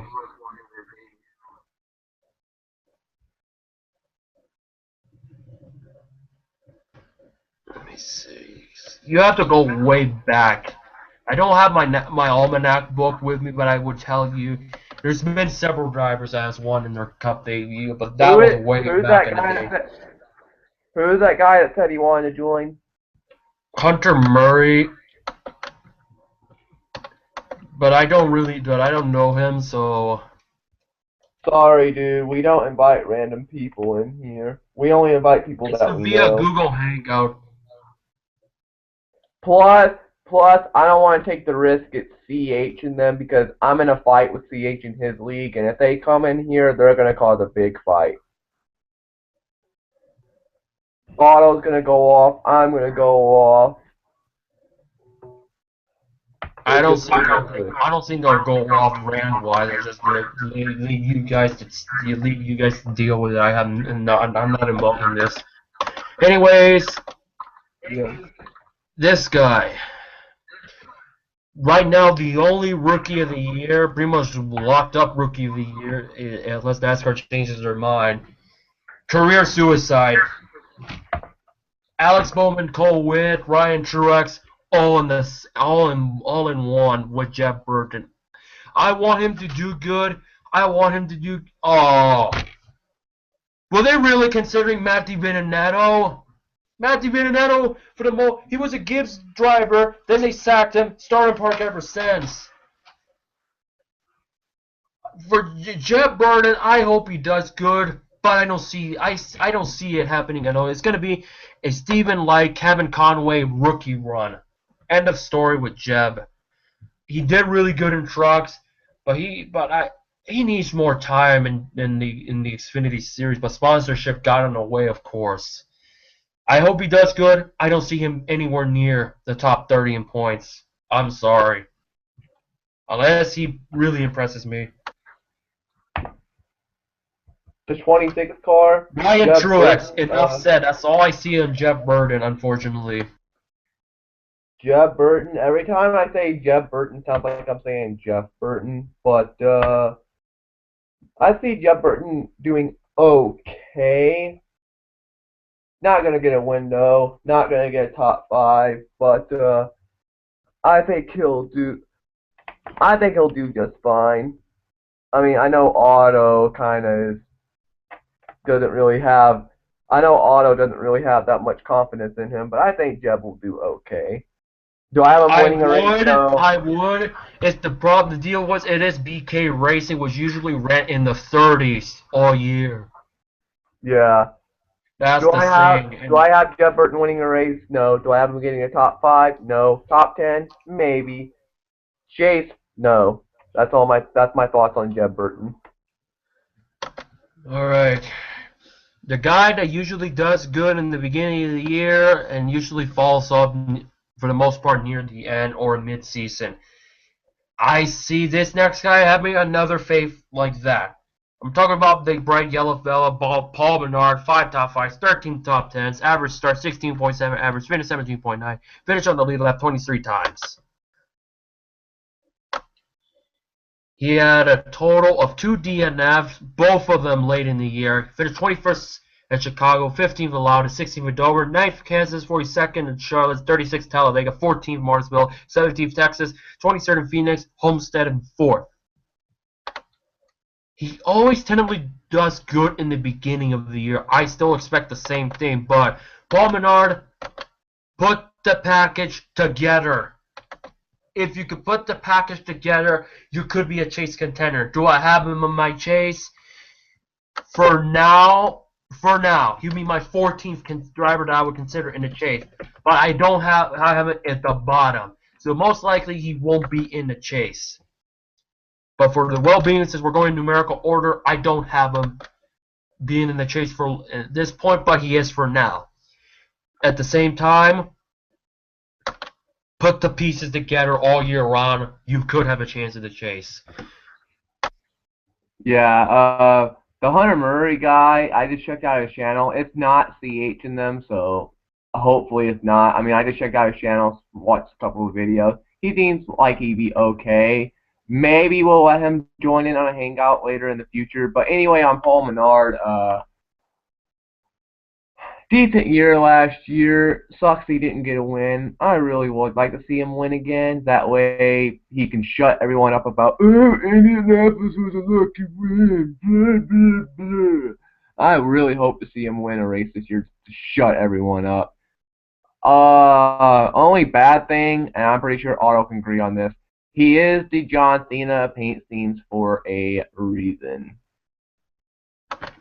Every I like week. Paul Menard. I had a questionable thought with the whole thing with Gordon and Loudon a couple of years ago, but I don't use the John Cena paint scheme as a bad thing for Menard, but he has so many paint schemes. It's mainly the hood of the car that changes. Well, Sniper's the one that races the 27 in my league. He only has 4 paint themes right now for Paul Menard. He said he'll probably get the rest of them, which are about like 12 or 13 paint themes in the game. But for Paul Menard, do I see him making the chase? No. Do I see him getting a win? Yes. Couple top 5s, plenty of top 10s, in my opinion. I think he'll have a decent year this year.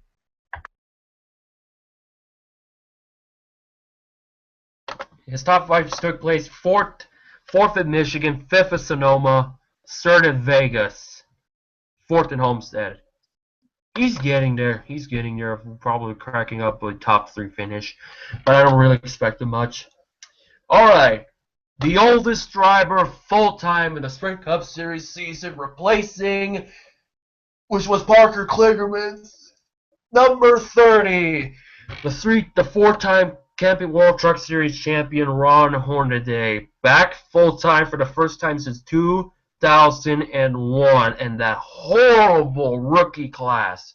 Okay, hold on. You may say, well, wait, Kurt Busch was in the Rookie of the Year class. Kevin Harvick. Kurt Busch had a horrible 01 year. Harvick basically buried the whole rookie class. Look, Casey Kahne, not too good. Hornaday, trash. Eddie Houston, garbage. Kurt Busch, not so good.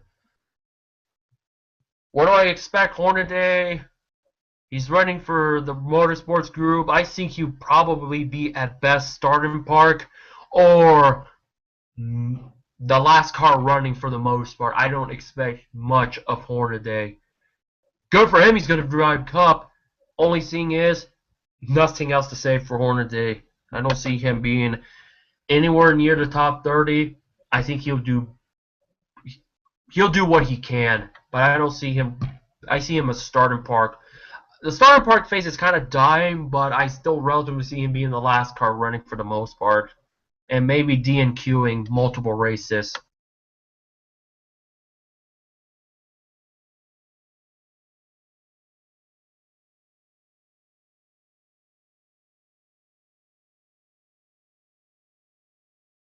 Oh, okay. I don't see him having a good year this year. No top fives, no top tens. Uh, Winning a race, no, and I don't see him in the chase. Next driver. Understatement of the year, by the way.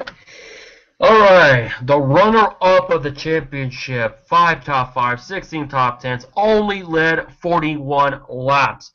Let me tell you who led more laps than this guy. AJ Allmendinger, Kyle Larson, Paul Menard, Brian Vickers, Marcus Ambrose, who's no longer there, Tony Stewart, yes, he led 125 laps, but still should be noteworthy. 12.7 average finish, 13.3 average start, consistency, luck, got him there to the Final Four. 31 lead lap finishes. We're talking about Ryan, the Rocket Man Newman, who only had one DNF, which was, I'm guessing, Daytona? No, Watkins Glen. Oh, yeah, of course. Michael McDowell in that horrific wreck.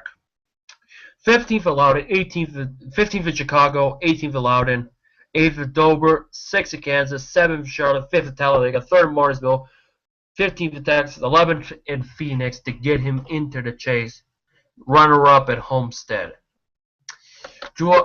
That alone, Ryan Newman could be hungry, could be better. I think he'll have a much better year, be more consistent. Do I have him in the chase for now? Yes. I have him ahead of I have him ahead of Greg Biffle and Tony Stewart, not ahead of Carl Edwards in my chase. Right now, the bottom 3, I have 15 possible guys I would consider in the chase. Kasey Kahne, Clint Bowyer, and Paul Menard are at the bottom 3. There will be a couple more guys that will knock probably those 3 out of the chase. But for Newman, I think he'll be stronger than that. I think if he can have those kind of finishes like he did in the chase, I see him winning anytime soon. I don't think he'll have a strong of luck, but he'll be certainly more consistent going into the chase.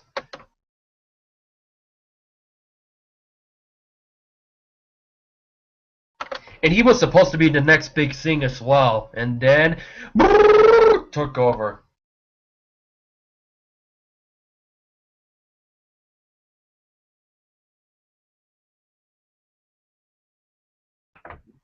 Yeah, Ryan Newman.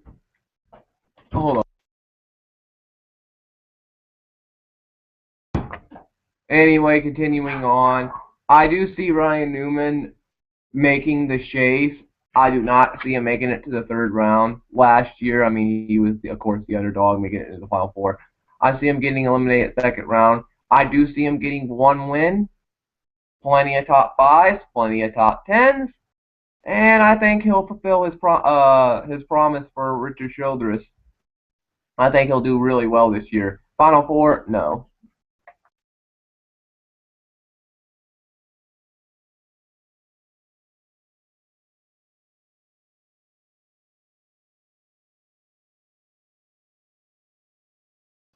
Had my mic muted. Bobby Labonte, he will drive 4 races along with Mike Bliss. Borset will run the road course races. Bobby Labonte is pretty much running all the plate tracks. This probably could be his one-song year or next year. Don't expect that much. I think they'll find a way to be a top 20 team at the plate tracks if he stays out of trouble. Not really much to say for the Frank Stoddard team.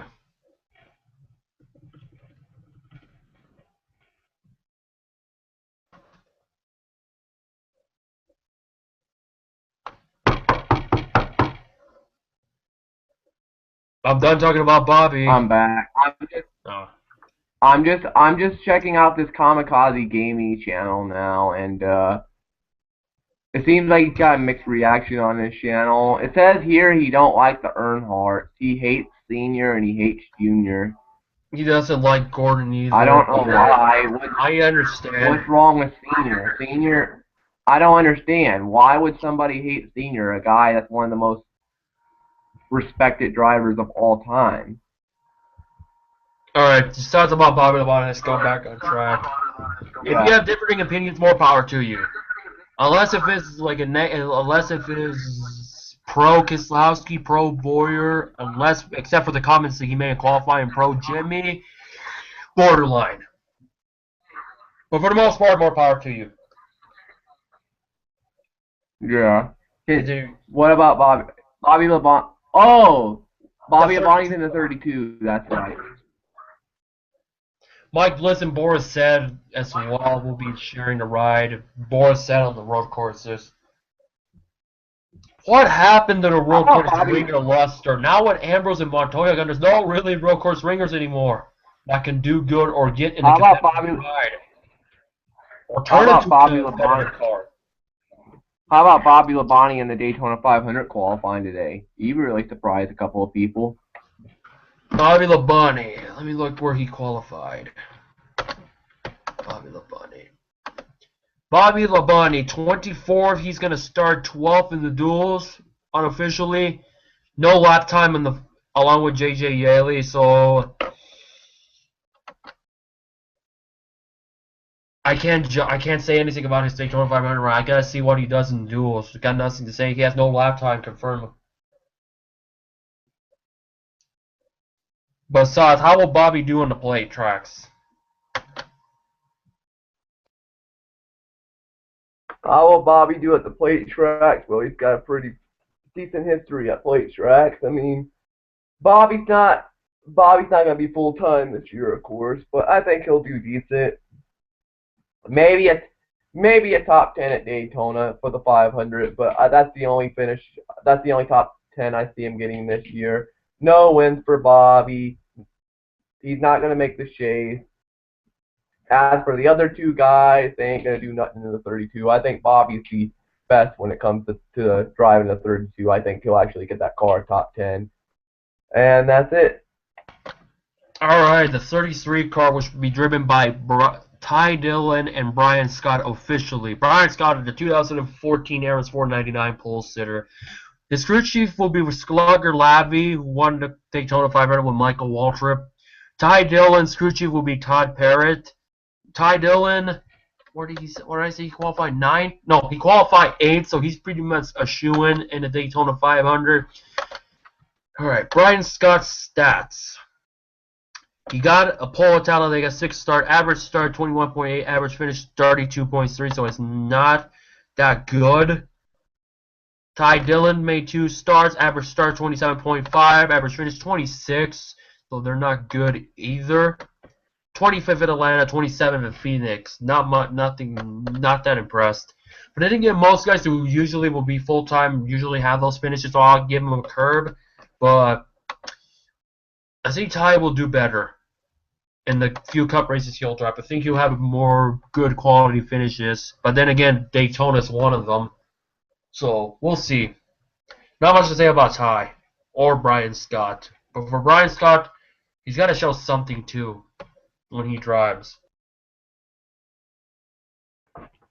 Ty Dillon, the only thing I'm interested in seeing is how he does in the Cheerios car. And I literally I think it's going to be funny this year seeing 2 Cheerios cars on the track because Austin and Ty have confirmed they will be racing the Cheerios cars, I think at Atlanta or something, I'm not sure, but they're going to be racing the Cheerios car at the same time. It's going to be funny seeing 2 Cheerios cars on the same track. I mean, at the same time. But it has happened Ty, before. I don't see Bill Elliott and Jeremy Mayfield for years, and Kasey Kahne and Atwood. Yeah, not Chase. Ty Dillon, I don't see him getting a win. I don't see him getting a top 5. He might get lucky and get a top 10. I mean, you never know. I don't see him making the chase. As for Brian Scott, no words, just nothing. I mean, no. No top fives for him, no top tens, not even a win, and no chase for him. I'm sorry, Brian Scott's just not that good. He's running part-time. That's why I don't mention these guys in chase worthy. Next driver, David Ragan. The car that you said you're gonna race in XPRL if you get your PS3 fixed. Here's why I meant it as a joke, because since I said I'll probably be at the back of the pack, sitting back, coast, and if I get lucky, maybe I'll get a win out of it. David Ragan, where'd he go? 32nd in the points, 1 top 10, 32.9 average start, 29.4 average finish. 7 races he finished on the lead lap. How many DNFs? 3 DNFs. His last 10 races were 31st in Chicago, 42nd in Loudon, 31st at Dover, 27th in Kansas, 34th at Charlotte, 30th at Talladega, 10th in Martinsville, driving the Stenhouse Scott car. Nice looking racing, by the way.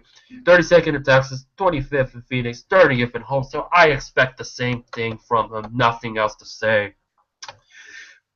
Typical. He's going to have another typical run-of-the-mill bad, not so good.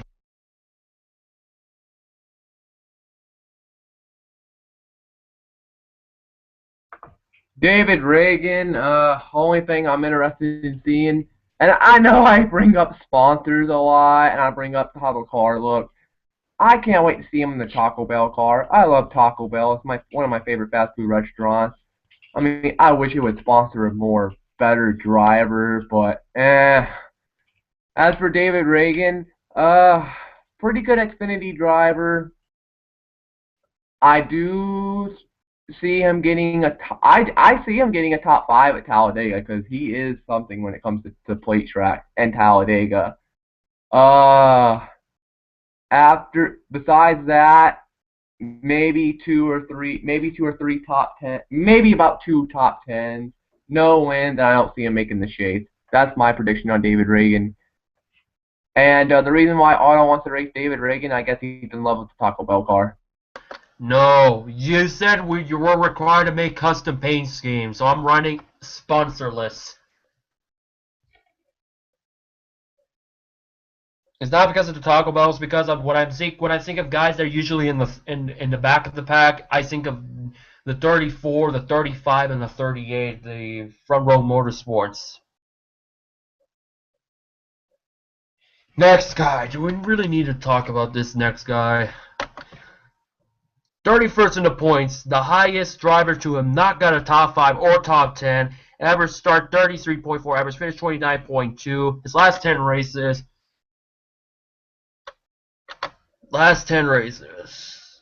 This son of a bitch should be in Xfinity Series still, nowhere near in Cup. I still think Parker Kligerman should have retained his ride. Parker Kligerman should be in Cup right now. At least I see Kligerman be something.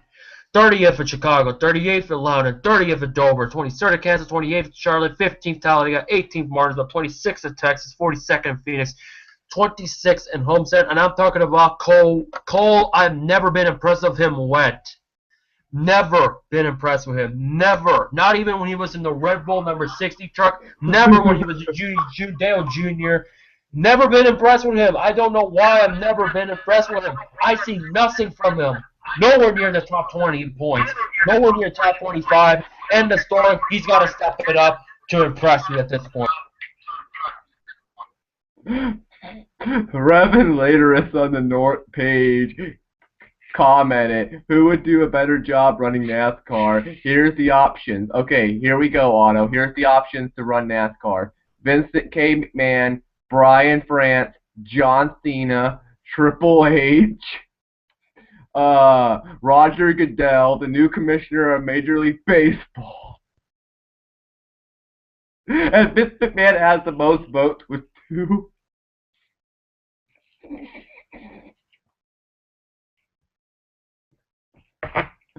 Yeah, about going on about David Rudiman. I don't see him getting a top 5 nor a top 10 this year. He won't be a shade, and he won't be a contender. That's all I'm going to say about that. Wade, he was, how Wait, you we're say, talking rushed about a Cole little Whitt, bit. not David Ruderman. About who? Cole Whitt, not David Ruderman. And where's this North comment from? Where's this North? What are the options? Tell me the options. And I'll give you my sauce. The options are Vince McMahon, Brian France, Roger Goodell, Triple H, John Cena, the new commissioner of Major League Baseball. It's on the North Facebook page. They don't add people unless you send a request. All I gotta say is, well, I run NASCAR, damn it! This is why I'm pretty fast, so because I'm gonna put NASCAR on. Vince McMahon. So far, Vince McMahon's winning. He's got 2 votes right now. Yeah, because you're talking to Mr. Vincent Kennedy McMahon. I run sports entertainment, not auto racing, not wrestling, because I am not out of touch. What do you think? Clint Bowyer, what do you think Vince would do? Fired. What do you think Vince would do if he was in charge of NASCAR? He's already in charge of NASCAR. That's why Jimmie Johnson won the title in 2013. Oh. That's why 2014 was so different, because Jimmie Johnson wasn't even a factor in the chase. For Cole Whitt, same thing I said. I thought it was Ruderman, but it was Cole Whitt. My apologies. I kind of got thrown off the question. But as for Cole Whitt, no wins, no top 5s, no top 10s, and I don't see him being a contender. I know I sounded silly ranting about Cole Whitt, given that I'm ranting about a guy who usually runs in the top 30 all year. But I've just never been impressed with this guy. Never have. Never have. Never will. Okay, Emerson just messaged me on Facebook saying, can I join in 30 minutes? I think I sent him 300 invites already. I think when he jumps in, we'll give him his thoughts of every driver, but I hope he goes relatively quick, because we're about 2 hours in. We're somewhat almost done with this. But Landon Cassill, the guy that almost won in Fontana, should have won at Talladega, in my opinion. Landon friggin' Cassill, 34 races. He got that top 5 at Talladega, so therefore his only top 10. Average start 34.9, average finish 28.8.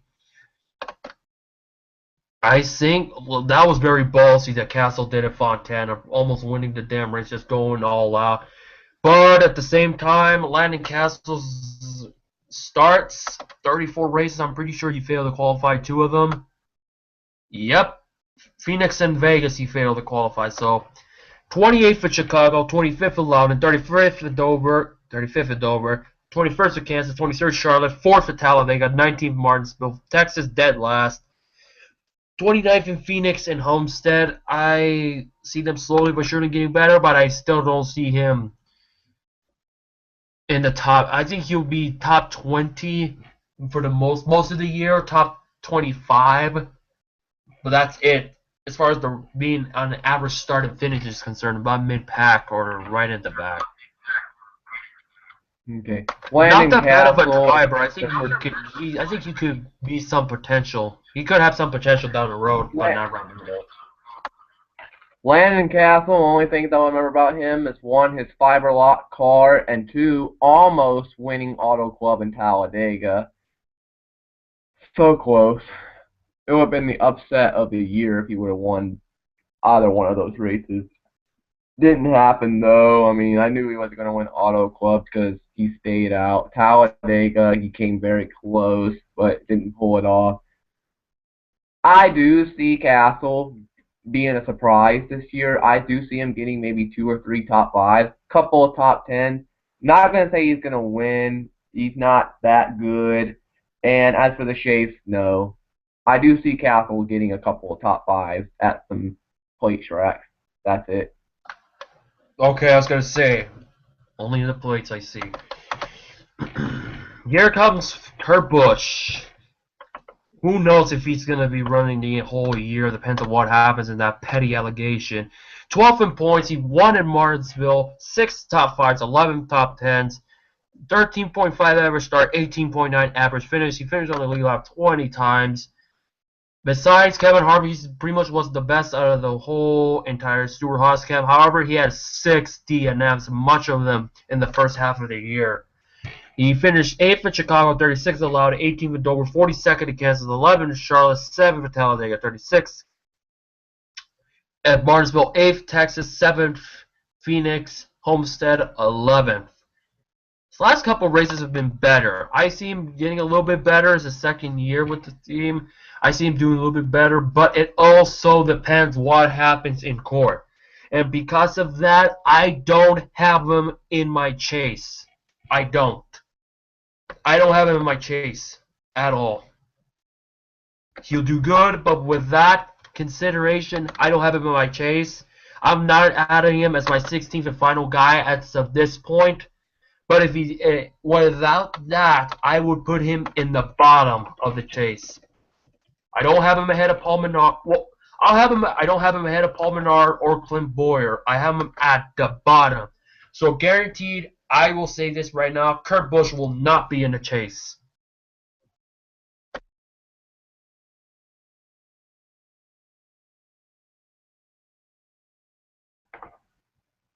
It sucks that the media has to be shoving themselves down Kurt Busch's throat. Fuck Keith Olbermann, by the way, for that story he did on Kurt Busch and his ex-girlfriend. Fuck Keith Olbermann. That's a different topic for another day. If you want to talk about it, go ahead. But I gotta say yes, that's one thing I agree about Jimmie Johnson. I thought about doing continuing on. I thought about doing a rant video on Keith Olbermann. I don't give a fuck if his supporters or him himself sees the fucking video. He's a fucking piece of shit that deserves to get fucking fired from ESPN. He always runs off his fucking mouth because he's got his cock so far down because he's got his boyfriend's cock so far down his fucking throat. Fuck Keith Olbermann. He's a fucking piece of shit. I'm gonna stand up for every fucking NASCAR fan that I know. Fuck Keith Olbermann. Fucking fat ass piece of shit. I'm surprised he got a fucking job with ESPN. Fuck him. Anyway, about Kurt Busch. Fuck Donovan McNabb, by the way, too. Well, at least Donovan didn't go that far. At least he didn't make fun of NASCAR fans. No, I know, but his statement, nah.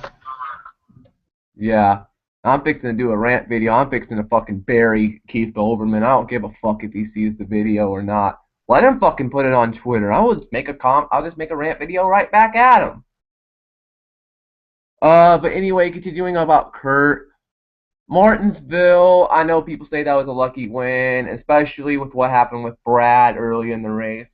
Kurt had a good car that day, and I was happy to see him win. I see Kurt getting one win this year, probably going to be at a short track. Depends on what's going on with these allegations and stuff. I don't see him making the chase this year. I mean, last year he made it, but this year I don't see him making it, and I do feel bad for the guy. 2004 Sprint Cup champion, and 10 years later, I mean, he's having to put up with this. Feel bad for the guy. I do see him getting a couple of top 5s, plenty of top 10s, just won't be that competitive.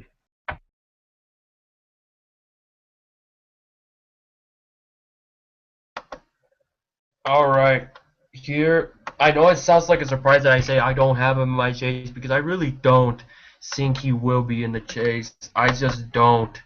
Oh, okay, this next driver, just like Gordon Elliott, needs no introduction. Hold on. Ladies and gentlemen, my name is Paul Heyman, and I'd like to introduce the next big thing. No, wait, never mind. That Kyle Larson. Next big thing, Kyle Larson. What else do we got to say about the next big thing, Kyle Larson?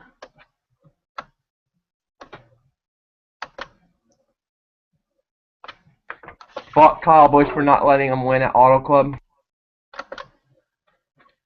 Alright, Kyle Larson. Kyle Larson. Finished The best of the rest. 8 top 5, 17 top 10s. He won a pole. 15.6 average start.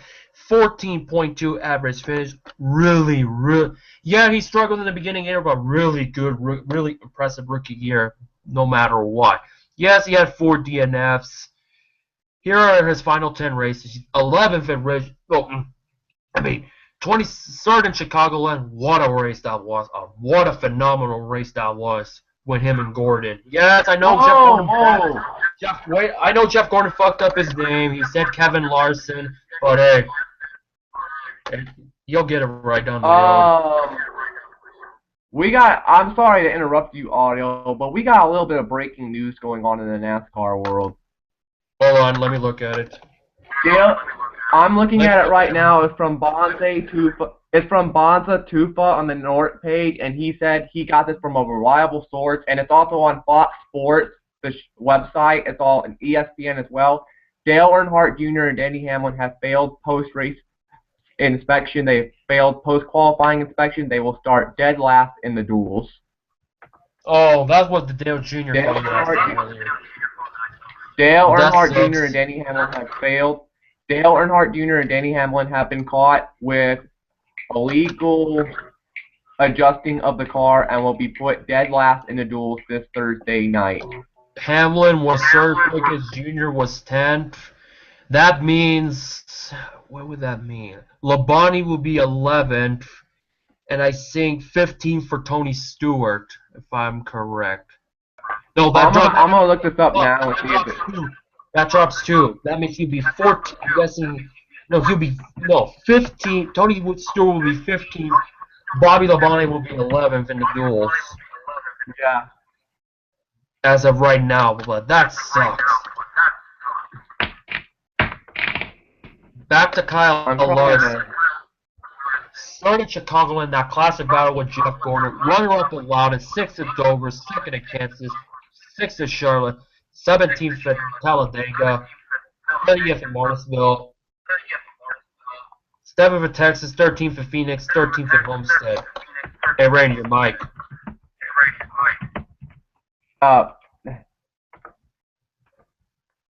Sorry. Yeah, because I started to realize when I talk, it usually gets an echo from other people. But look at the last 10 race finishes, Kyle Larson. He stayed at 17th. I'm telling you, Kyle Larson. I will say this right now: Kyle Larson and Chip Ganassi will be contenders somehow. Kyle Larson has to win, no exceptions. Will he win just a race? I think he'll win more than one. I have Kyle Larson in my case. True. It's true. Oh my fucking gosh. It's true. It's true about Junior and Hamlin. Oh my fucking gosh. I just saw that earlier, so I already kind of knew about it. I just wasn't aware of it. But Kyle Larson, that's because of Kyle Larson. He's definitely in the chase. I have him. Where would I have him at the start? I'm gonna say this. I have him ahead of Jamie McMurray. That means Kurt Busch is out of the chase. So here's my top 16 as of right now. Kevin Harvick, Jeff Gordon, Joey Logano, Brad Keselowski, Denny Hamlin, Matt Kenseth, Kyle Busch, Kyle Larson, Jamie McMurray, Carl Edwards, Ryan Newman, Tony Stewart, Greg Biffle, Kasey Kahne, Clint Bowyer, and Paul Menard. Those are my chase guys as of right now. So in the hot seat is Greg Biffle, Kasey Kahne, Clint Bowyer, and Paul Menard. They could be knocked out. Kyle Larson, he will win. He will win. If he stays out of trouble and doesn't wreck, I came up to know, had it not been for the 500, had it not been for a couple bad luck at the race, he would have easily been in the chase. Easily. And I have this belief that he could have possibly been in the Final Four. He was the best non-chaser during the chase. I mean, he nearly beat Joey Logano at freaking, what was it? Kansas? Loudon. It had to be Loudon.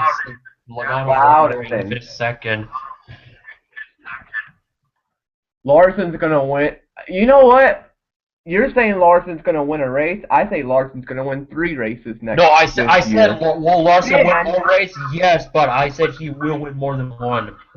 Ice. Yeah. Okay. He's in the chase. I got him in my chase, so that means Kurt Busch is out. I'm gonna give my I'm gonna give my opinion on Kyle Larson. Easily the future of NASCAR for a reason. Fuck Kyle Busch for not letting him win Auto Club. Kyle Busch is a fucking piece of shit. Kyle Larson. I see him winning 3 races this year. Probably gonna have about maybe 18, 19, maybe 20 top 5s and plenty of top 10s. And I know Otto's probably gonna say this is really ballsy. You know what? If Dale Earnhardt Sr. can do it, I think Kyle Larson can do it. I see Kyle Larson making the Final Four. My Final Four is Jeff Gordon, Kyle Larson, Denny Hamlin, Kevin Harvick. And as for who wins, Jeff Gordon wins the title. Kyle Larson finishes second. Denny Hamlin finishes fourth, and Harvick finishes. You said that there was somebody that's going to beat Gordon for the title. You're saying that Larson's the one who could beat him in the title? Yeah, Larson's that good. I'm not saying that because the resurgence of Ganassi being damn good like they were in 2002 with Marlin. Larson's going to be in the Final Four. I can see it happening. Well, I said the same thing early last year. Saying if Kyle Larson makes it in the chase, what if he makes it to the Final Four and wins the title? I said this before. And I think had he made the chase, I say he would have been in the Final Four or just out of the Final Four.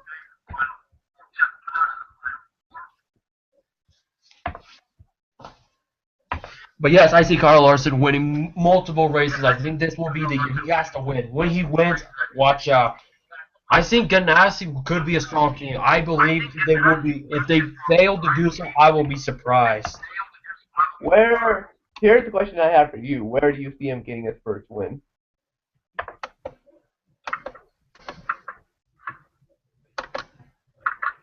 Some people have brought up Bristol. Let me see. Let me see. Bristol, 10, 12.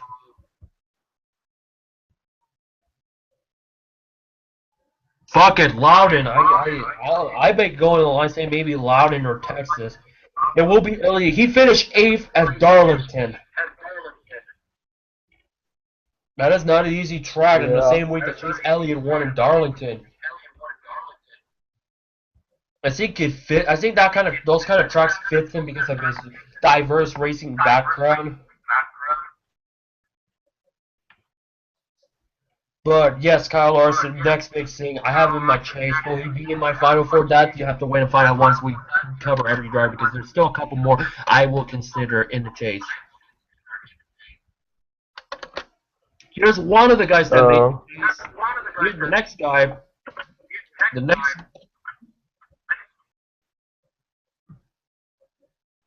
I mute my mic. Yeah.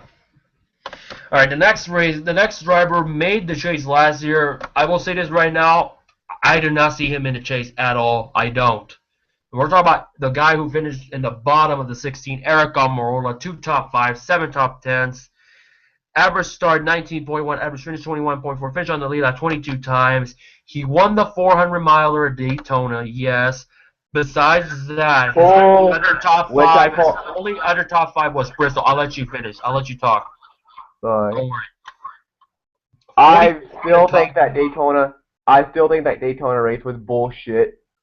Okay, you can say that in a moment. You can say this in a moment. Let me get through my final 10 first.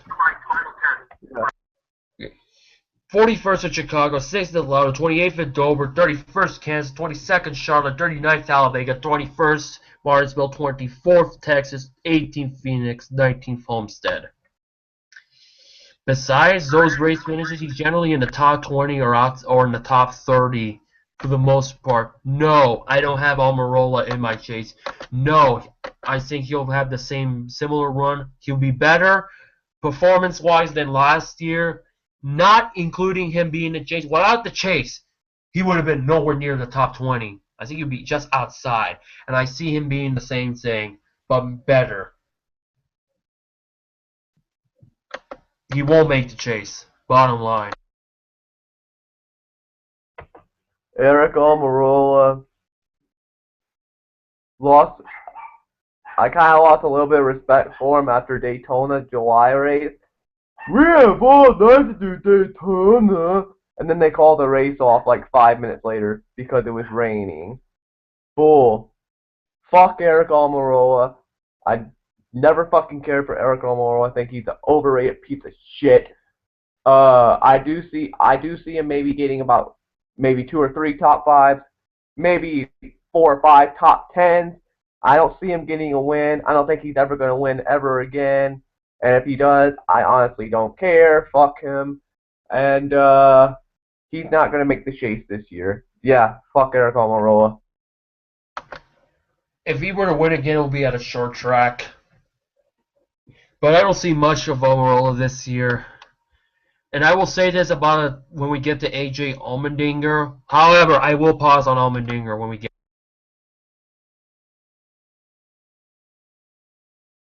Because the next.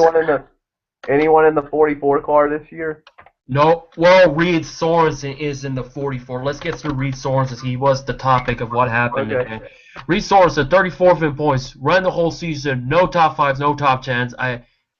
He's the third driver to not do so, along with Michael Annett, Cole Whitt. No top 5, no top 10s at all. Finally surprised that Josh Weiss did not accomplish that. 33.7 average start, 29.4 average finish. Finished on the lead lap 6 times.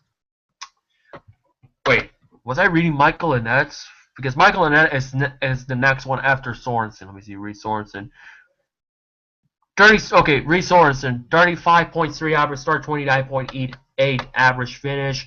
Not good at all. I don't see him doing that well. I don't see him getting a top 10 for Golden Corral at all either. Dave Blaney was the only one that can do it. He did it once because at least Blaney can make something out of it. I don't see that for Sorenson, to be honest. 29th at Chicago, 31st at Loudon, 32nd at Dover, Kansas 26th, Charlotte 27th, 14th Talladega, 35th at Martinsville, 33rd at Texas, 28th Phoenix, 24th Homestead. Another run-of-the-mill year. Don't see much. He'll be in the back of the pack for the most part for Reed Sorenson. And no, Clint Bowyer, I don't consider him as a starting park. Maybe the 44 this year will be, but no, I don't see it as a starting park. Reed Sorenson, I do feel kind of bad for him because people are criticizing him for what happened today in qualifying. It wasn't his fault, okay, people? It wasn't his fault. He didn't mean to. It's just this stupid group qualifying, but we already talked about this at the beginning of the video. Sorenson, I don't see him getting a top 5, no top 10, and that feels bad because I actually do kind of like Sorenson. I think he's one of the most underrated guys when it comes to racing. Severely underrated. I think if you gave him a good car and a good team, he would be a big surprise, but he was fucking second and third in the Nationwide Series points with Turner Motorsports. Exactly. A few years ago, and guess what happened? They fucked him over. He ended up with a crappy team for the final few races, and he still finished in the top 5, but mid-pack the rest of the way. Still one of the dumbest things that ever happened. I would like to see Sorenson get at least maybe 1 or 2 top 10s. He ain't going to get a top 5. I mean, this car is not that good. I don't see him getting win, and I don't see him making the shades, which is really sad. I mean, I really like Sorenson. It's just sad, especially out of the fact that he got the pole. Is he the same guy that got the pole for the Brickyard a couple of years ago? Oh, was it 07, 06, I think? I know Casey Mears won it and won the pole in 2004 for Ganassi. Let me look at Reed Sorenson. Sorenson raced the 41, I think, and he got the pole at the Brickyard one year. He has 225 starts in 10 years, so he's been there for a real long time.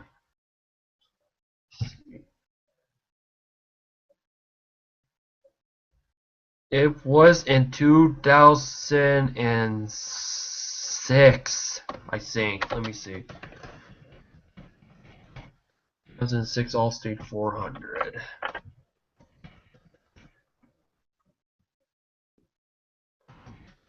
I don't expect much from Sorenson, unfortunately. I really don't. I just don't. Poor guy.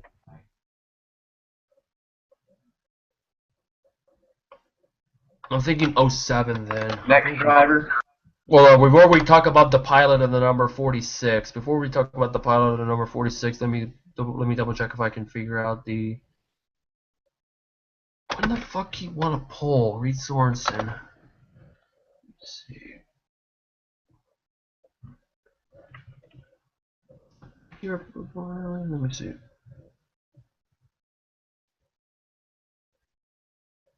Yep, Reed Sorenson 07 Brickyard 400, otherwise known as the Here Kitty and bullshit line that Tony Stewart said in the interview.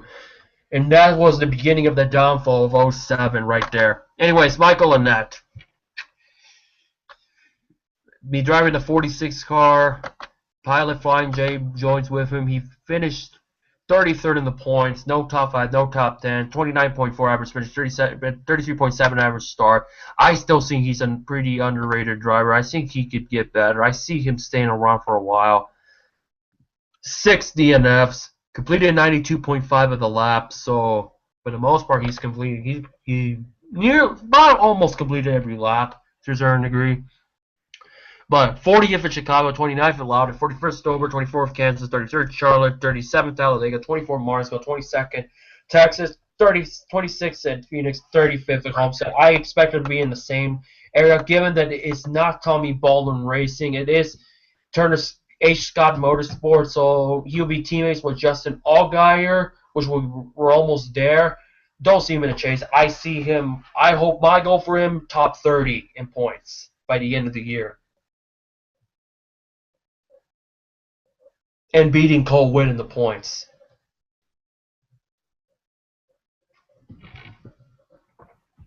Yeah, Michael Annett. There really ain't much to say about him. Only thing I can say about him is he is the driver of a very popular, gas stop. I love Pilot. I love the gas station Pilot, but that's a different video for another day. Michael Annett, no top 5s, no top 10s. He's gonna be in the back. He's gonna be a mid-30s guy. I'm sorry. I'm not trying to be mean. It's just I don't really care about Annett, and he's not. Check your email.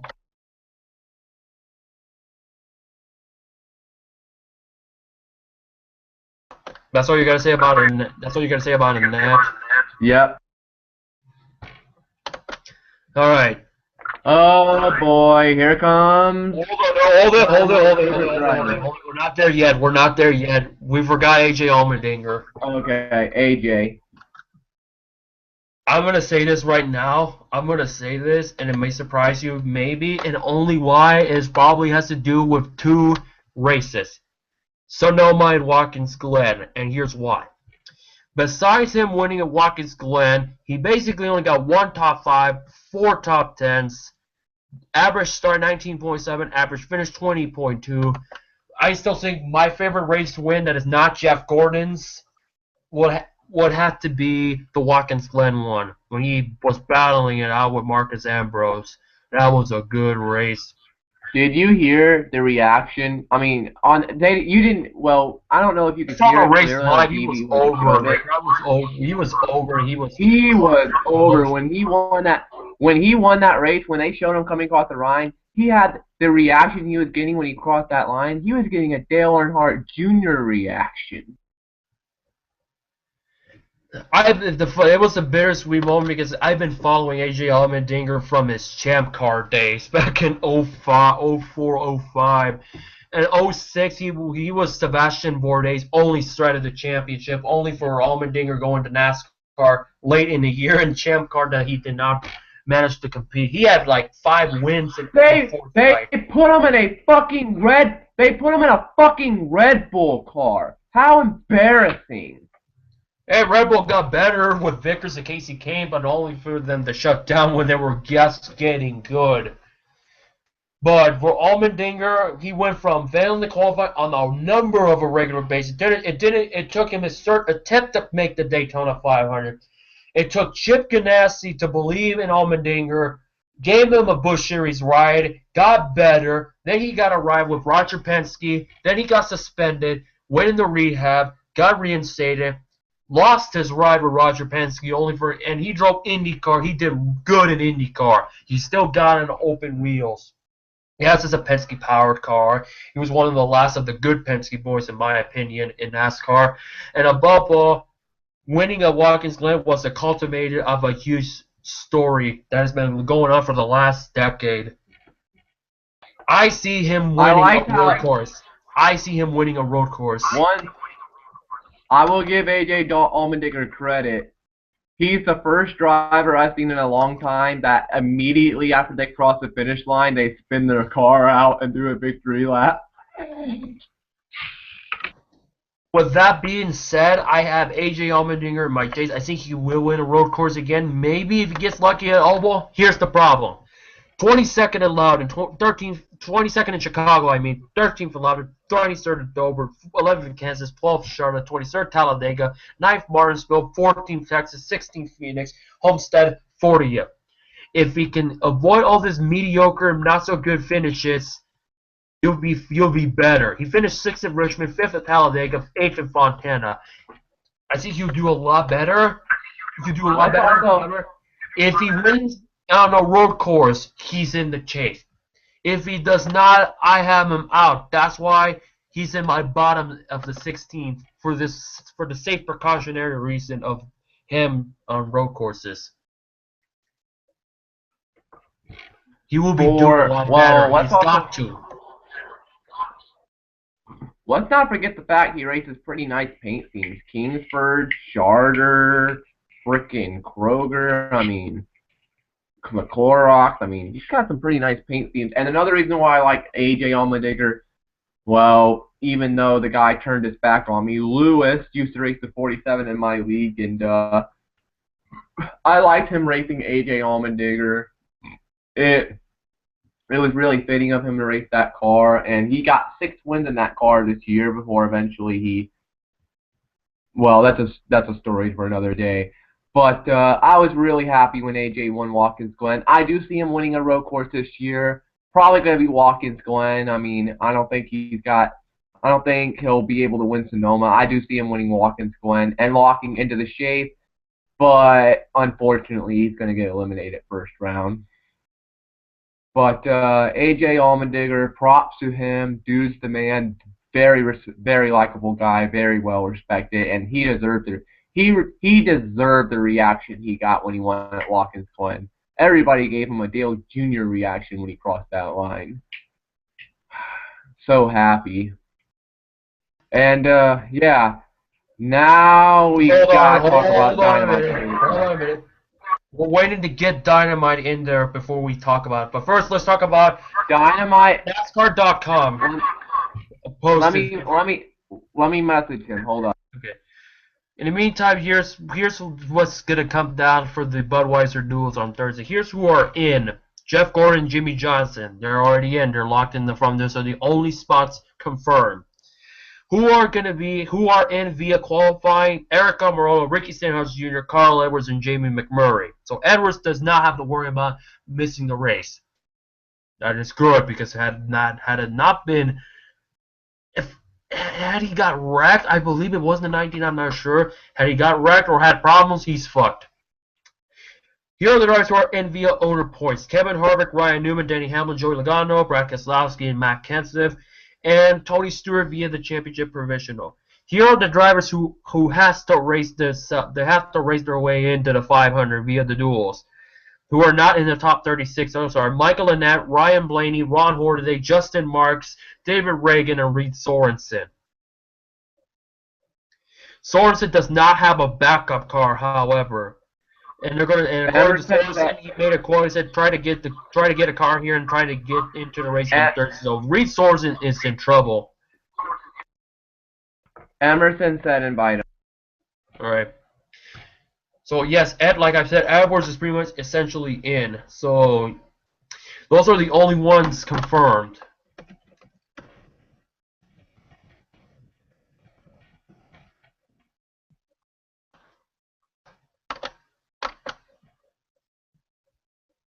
Alright, we're gonna wait till Emerson comes along at a perfect convenient time, but yes, Here's who I have right now. How many in my invites? chase so far, How too. many invites did you send Emerson?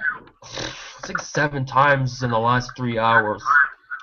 And he said he hasn't gotten one invite. Check his email again. Emerson, check your notifications. Check your personal email. Alright.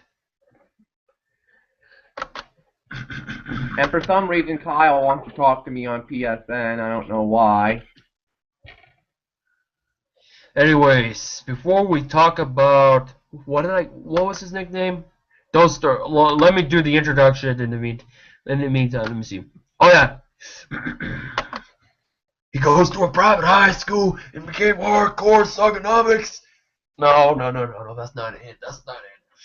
Oh, I think I know who he is. He's the 2009 Athlete of the Year.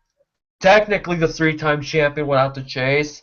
He's the 6-time champion, or I like to call him a super 6-pack.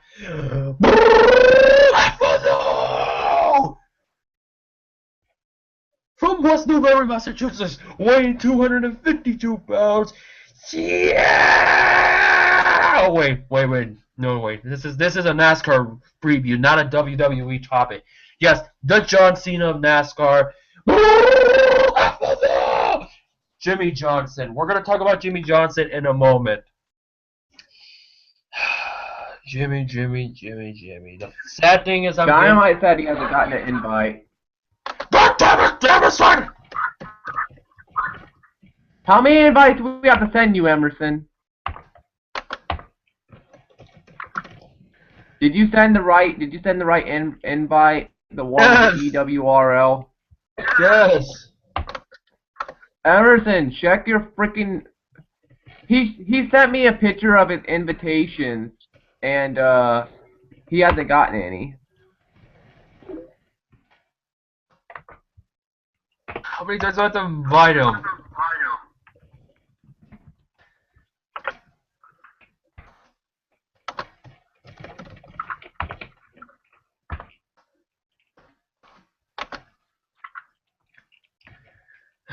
Alright, let's read Jimmie Johnson's stats. John Cena sucks. Worst season of his career. Despite having 4 wins, 11 top 5s, 20 top 10s, he won a pole, average start 11.9, average finish 15.3, medium mic please, 27 big lap finishes. However, after winning in Michigan in the spring, he only won at Texas, and this was the only race that I was happy. It was the only race that I was happy that he won.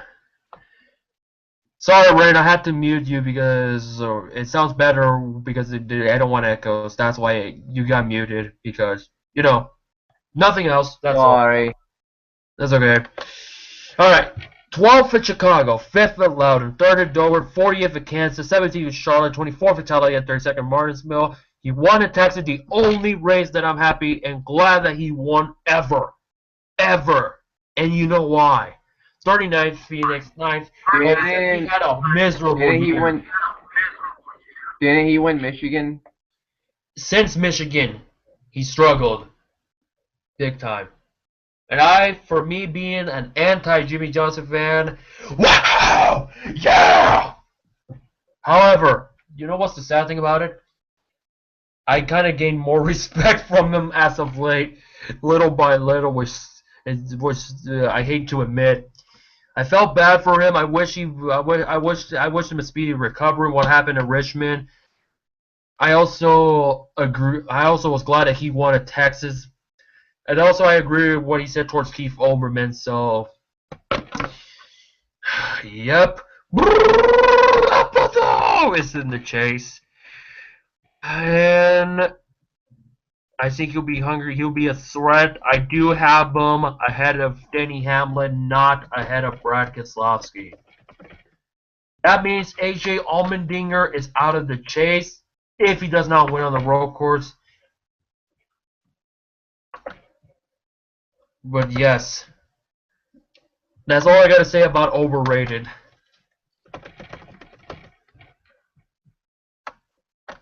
Let me try to invite Emerson so he can give his Jimmie Johnson, even though Emerson can't get his butt in here, Jimmie Johnson kind of reminds me of Emerson in ways. I mean, used to be really, really good. I mean, six-time champion, 5 consecutive championships in a row. Had a decent year last year. Got effed over at Talladega, but that's a story for another day. Won Texas in the red Cobalt car, which is a nice. I mean, Jimmie has a lot of nice paint schemes. That red Cobalt car he ran at Texas, pretty nice paint scheme. Spring is calling, nice paint scheme. As for Johnson this year, I see him having a little bit of a resurgence, maybe 3 or 4 wins. He'll make the shades and he'll make it to the 3rd round, but then he'll get eliminated there. That's my thoughts on Mr. Six-Time. And people ask me, what if Jimmie wins the title this year and ties Petty and Earnhardt? Bullshit! I guess I say put an asterisk next to Jimmie Johnson's name. It should say Petty, Earnhardt, 7 championships all earned. And for Jimmie Johnson, 7 championships, asterisk, 1 only because of Chase.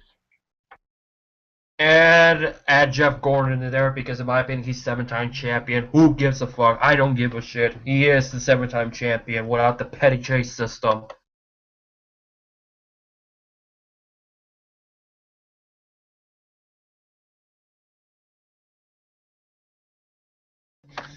This is the 7th invite I'm sending him. I'm trying to get him in there. Can he not join? I'm trying to get him in there, but he's never. Dynamite! Refresh your phone!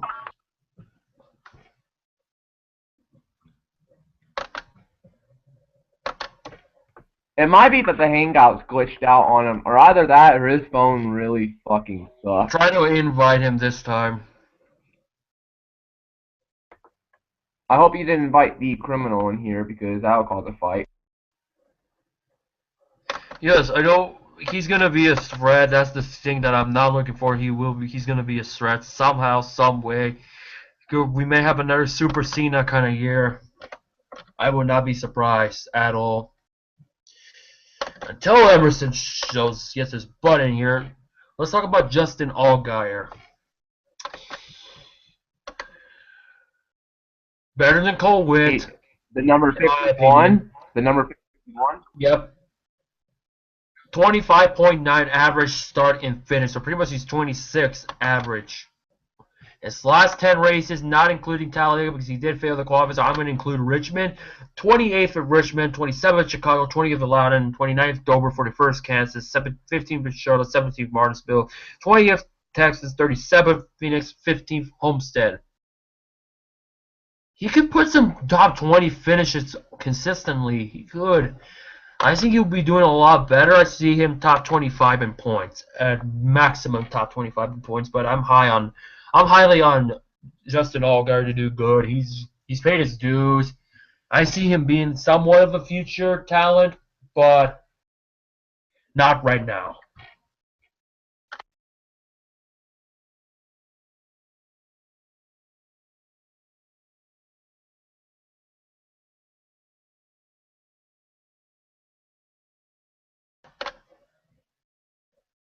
Justin Allgaier, do you have anything?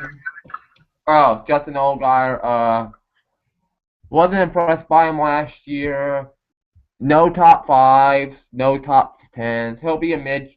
I'm not gonna say he's gonna run in the 30s. He'll probably run in the mid 20s, early 30s maybe. I mean, I know I said no 30s, but maybe early 30s, not late 30s.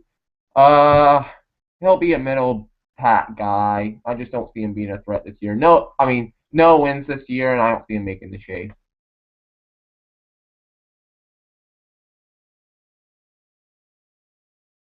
For the Daytona 500, it will be Michael Waltrip. For the second race is Brett, remember the name, Moffitt. Michael Waltrip could probably get a top 15 or top 10 if he stays out of trouble. For this guy, who's supposed to be driving those 3 races, but he's out due to medical reasonings, is Brian Vickers, who finished a disappointing 22nd in points, 9 top 10s, 3 top 5s, average start 14.1, average finish 18.6. He's got to step it up. He was so damn good at timing. Actually, to tell you the truth, Otto, I've been hearing from numerous reports. It's not confirmed, but some people have said that Brian will be healthy enough to come back sometime in mid-March. He'll be back in NASCAR. No, it's already been confirmed. He'll miss only 2 races. He'll be back in Vegas. But 24th at Chicago, 10th at Loudon, 15th at Dover, 10th at Kansas, 37th at Charlotte, 20th at Talladega after winning the pole, 27th at Martinsville, 16th Texas, 19th Phoenix, 23rd Homestead. He needs to do better. He's got to show his part-time performances and utilize it in the full-time. Do I have him in the chase? No. He'll barely miss he won't be in the chase. You give it a good effort, you'll be better, but he will be just shy of the chase. My thoughts on Brian. I feel really bad that he's having all these health problems. If it wasn't for these health problems, I do think he'd be really competitive, but I mean, it's not his fault. I mean, I do feel really bad for him. 2006, I know people shit all over him for Talladega, but then with the whole health issues, it seems that that's gone away and people actually do care about him now. I mean, it's kind of like the saying goes, let bygones be bygones, except when you're Brad Keselowski, but that's a different story. Brian Vickers, I'm going to actually surprise you, Otto. I do see him winning a race this year. Just one race. It could be a plate track. I don't care where it's at. I do see him winning one race. About maybe 4 or 5 top 5s, about maybe 6 or 7 top 10s. Do I see him making the chase? I actually do. I really believe, in my opinion, Vickers is going to make the chase, but he'll get eliminated first round. And that's my thoughts on Brian. I hope he has a good year this year. I hope he comes back well. I hope he gets better. Hope he feels better soon. I hope he comes back strong. Get well soon, Vickers. Get well. That will be his major setback, that will be his major setback. So hopefully he does well, but that will be a setback for him. Like, by the way, Emerson's overflooding your comments with invite me. Check out the video. Your comments are getting flooded. God damn it, I told you! I've been inviting you 7 times!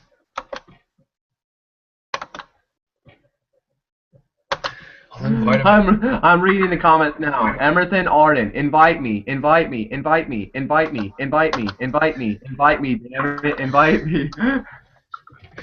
I am inviting him. How about check his notification? Have him go to his Google Hangouts and look on Hangouts. It should pop up on the right side of the screen.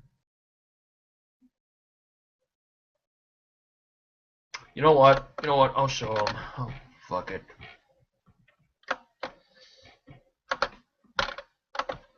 Before we talk about Brian Scott and Brendan Gaughan will be driving almost the entire season. So, okay, Emerson. You see this, Emerson? You're in Google Plus. Go to Google Plus. Go to Hangouts. Do you see the video Hangouts section right here, the green? It should appear on your feed. If not, go click in Hangouts on Air. It should pop up Auto Rocket Racing 94. Or type in Video Hangouts, which it appears so. So if you're not able to get in, go to there. Thank you, Emerson. You added me. Good. That will help. That was a little quick detour. So there you go, Emerson. Hopefully you can get in now. Because so, I'm going to invite you one more time.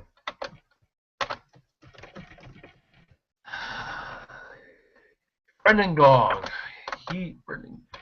Really good. He had a really strong nationwide year, which is now the Xfinity Series.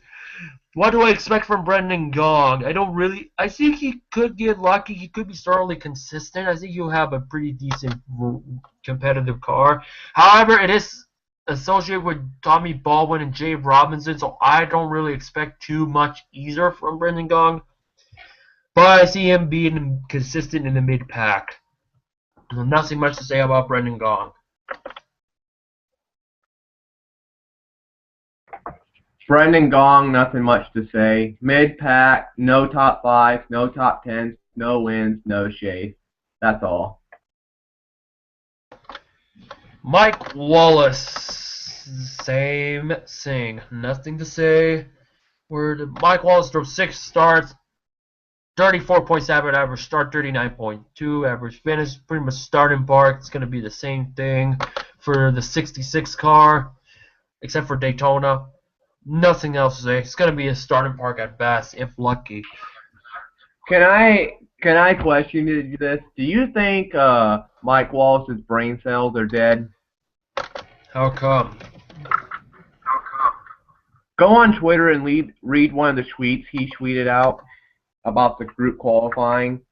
He is literally the Lance Storm of NASCAR.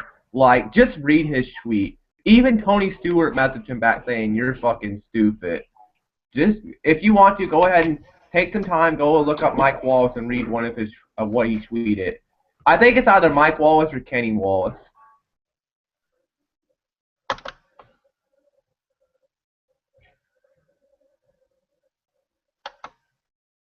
Definitely not Mike Wallace because he's not used his first in 2013.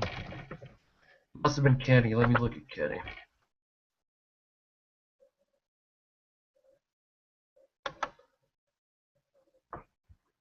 Yup, it's Kenny Wallace. This guy...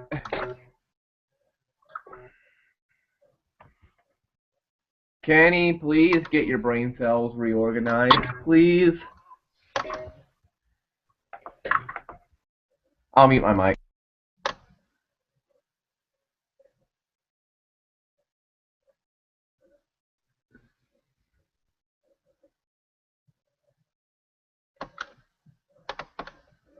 That's not a show, it's a joke and you know it. Yep, the old Tony is back. It is. Yes, it brings excitement, but I don't like it. Here comes. Okay, I'm gonna share it for you. Here's the guy that really disappointed me a lot last year. And I'm talking about Martin Truex Jr. One lap he led. Look. Yes. Look at how brain dead Kenny Wallace is. Just look at this. This is the biggest qualifying ever in history of NASCAR. Hashtag my opinion. I will say this is exciting, maybe crazy or silly or stupid, but it is a show.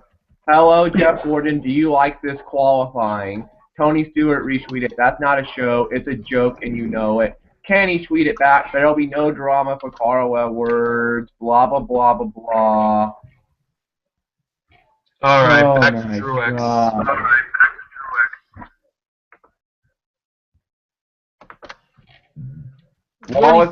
Wallace, 5 top 5s, 20th average start and finish. I had so much higher expectations. I thought Truex could have been a chase contender in the 78. 14th at Chicago, 12th at Lauda, 7th at Dover, 4th at Kansas, 14th at Charlotte, 27th Talladega, 38th Martinsville, 19th Texas, 12th Phoenix, 17th Homestead. He needs to step it up. This is his do or die season as well. Do I have him in the chase? No, I think he'll miss the chase. Will he do a lot better? He needs to do a lot better, and I hope Shelly is feeling a lot better too. Thoughts on her as well. He had a good showing in the sprint unlimited. I almost said the shootout. Fuck it, I'm calling it the shootout. Martin Truex Jr., I believe is who we're talking about. Oh man, what a showing in the showdown. I wanted him so badly to win, just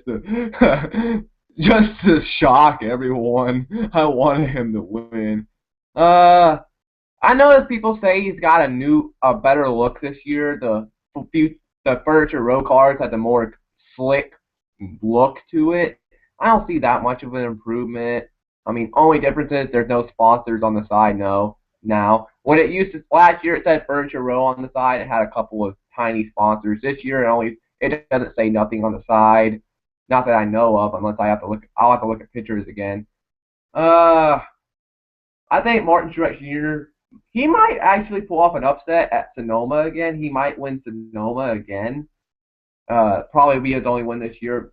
I can see him getting maybe 2 or 3 top 5s, maybe a couple of top 10s. Just as for the chase, no. And I know this is his do or die season. I think he will step up, but I don't think it'll be enough. I think he'll miss it by about 2 or 3 steps. The 78 was good. When Kurt Busch drove the 78, he almost won the race too. He had a really strong run in Sonoma in 2013. Last great driver to drive the 78, in my opinion, was Ragan Smith. Ragan Smith leading the fucking race. Next driver, replacing Ryan Truex and J.J. Elliott, is Johnny Sauter and Matt DiBenedetto. Nothing to say about the 83, so nothing at all. Johnny Sauter will be a Truck Series championship contender. I still think Matt Crafton will beat him. He only made 1 start, dead last in the Cup Series points. 73 drivers competed. He is 73rd. Dead last in the start, dead last in the race, and that one race took place at Pocono in the 93 car, Starting Park. Nothing else to say about the 83. Move on. Nothing interesting about the 83. No top 5s, no top 10s. They're gonna be in the mid 30s. Just boring Starting Park. Next driver. We have 2 more drivers. Before we talk about those two more drivers, we have. Wait, technically we have 3 if you count Michael McDowell. Yeah, but he's only running a minimum of 20 races part-time. I hope he does good, but it's the same thing. Nothing really else to say. I hope they stick around. Because Michael McDowell could run. He showed himself in the road course, especially when he was driving for Gibbs in the Nationwide. Nemechek, nothing else to say. Justin Marks, nothing at all to say. I don't think he'll make the 500 though. The next guy, if Emerson can join, we could continue. Now the next driver, oh boy. Better get out your Dale call. What you gonna do, brother, when Dale Mania runs wild on you? Dale Earnhardt Jr. Dale Earnhardt Jr., the reigning Daytona 500 champion, won in Martinsville. As much as I was upset about the finish, at least I was having a Junior won. I couldn't be that upset that Gordon lost in Martinsville. 20 top 10s, 12 top 5s, 4 wins, a phenomenal 4 wins, swept Pocono. 60.1 average starts at 12.2 average finish. I think Bob, big problem is, to a certain degree, Steve Letarte is gone to NBC, but, and I should have pointed this out, Greg Ives, Chase Elliott's crew chief, is now Dale Jr.'s crew chief. If I got it right. Should be right. Right? Anyways, final 10 races. 11th in Chicago, 9th at Loudon, 17th Dover, 39th Kansas, 20th Charlotte, 31st Talladega, 1 in Martinsville, 6th in Texas, 8th in Phoenix, 14th in Homestead. I say Junior definitely will be in the chase. I say Junior will win a couple more races. Will he win the title? No. Where do I have him? I actually, going in, I don't have him ahead of Kyle Larson. I have him ahead of Jamie McMurray. That means Clint Bowyer will not make the chase. And what it looks like, I have my chase lineup right now. I have my chase lineup with me. Right, so here's my chase. Here is my chase lineup. I have going into Chicago, Kevin Harvick as the number 1 seed, Jeff Gordon number 2, Joey Logano 3rd, Brad Keselowski 4th, Jimmie Johnson 5th, Denny Hamlin 6th, Matt Kenseth 7th, Kyle Busch 8th, Kyle Larson 9th, Dillon Jr. 10th, Jamie McMurray 11th, Carl Edwards 12th, Ryan Newman 13th, Tony Stewart 14th, Greg Biffle 15th, and rounding out the chase, Kasey Kahne. For Dale Jr., he'll make the chase, as I already mentioned. I think he'll do more better, but we're going to have to wait because it is a new creature, but it seems like they're somewhat connecting. And also, considering what happened today with breaking news that he'll start at the rear of the field, who knows how much of a setback will this be. I think he'll do good.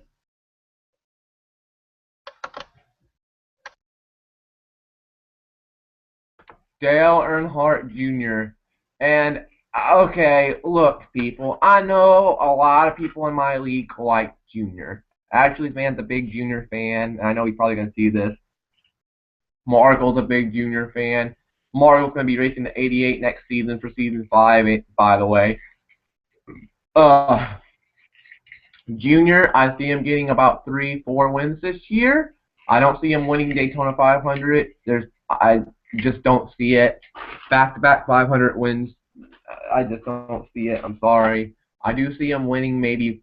He might win Pocono again because he's proven to have a really strong car in the past couple of races there. He might win Pocono again. As for Jr. in the Shays, well, before he gets into the Shays, I see Jr. getting plenty of top 5s and probably about maybe 25 to 26 top 10s. He'll make the Shays. He'll make it to the 3rd round, but he'll get eliminated 3rd round. That's my prediction on Jr. Sorry, Jr. fans.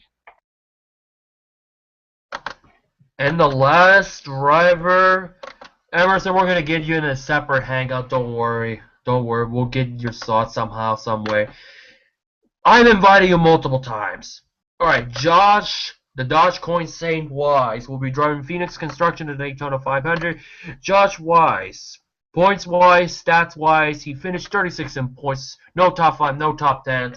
Finished, I believe, that 4 times, 33.9 average start, 32.4 average finish. The highlight is that he made the All-Star race via the Dodge Coin Boys. Only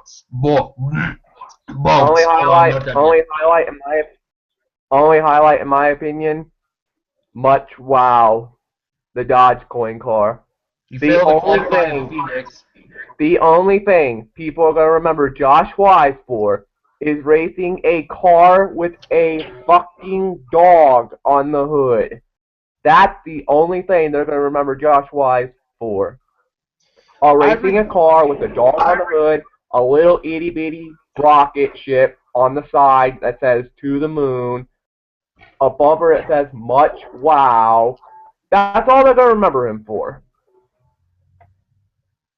His best finish last year, 20th in the spring race at Talladega. Now, I did bring up the possibility for next season. Don't count out the Dodge Coin car making an appearance in season 5. I have been thinking I'm going to talk to the league about it. I'm going to talk to the league. I'm going to see if I can run the 98 at Talladega for season 5. It'd be funny seeing the Dodge Coin car in a league race.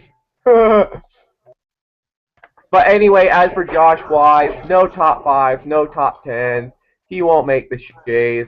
Probably mid-20s. He's got to get a top 15 finish. That's my goal. And if you're more well known for a paint scheme than you are a driver, make that paint scheme your primary, Josh Wise. You can do it. Just make the car your primary. Financially, that's the big question. But anyways, 33rd Chicago, 33rd Loudon, 42nd Dover, 38th Kansas, 41st at Charlotte, 28th Talladega, 25th Martinsville, 41st Texas and Phoenix, 32nd the Homestead. He's got to step it up.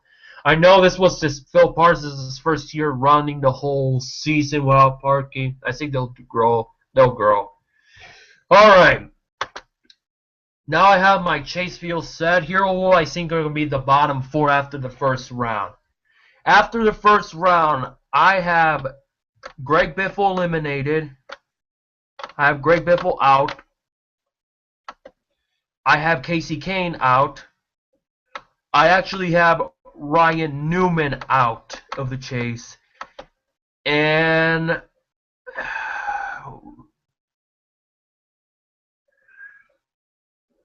shit. I have Tony Stewart out. For the next round, I have Carl Edwards out. I have Kyle Busch out in the second round.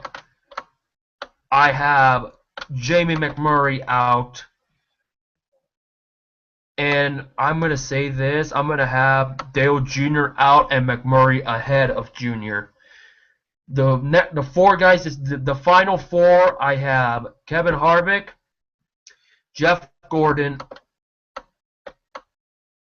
Matt Kenseth, and Jimmie Johnson. Larson will finish 8th, Hamlin 7th, Keselowski 6th, Logano 5th, Johnson 4th, Kenseth 3rd, Gordon 2nd, Harvick the champion again. I do believe Harvick could be back-to-back champion. Yes, I pretty much said in all 3 series we're going to have repeat champions. On a non-biased point of view, I have Gordon winning the title on a non-biased point of on a biased point of view, excuse me. Gordon, I have him for my title. It's going to take a lot for me. It's going to take a lot of factors to get out of the title. If Jeff Gordon makes the Final Four at Homestead, races the rainbow car like many people are saying he will, because Exalta's handed at a very special paint scheme.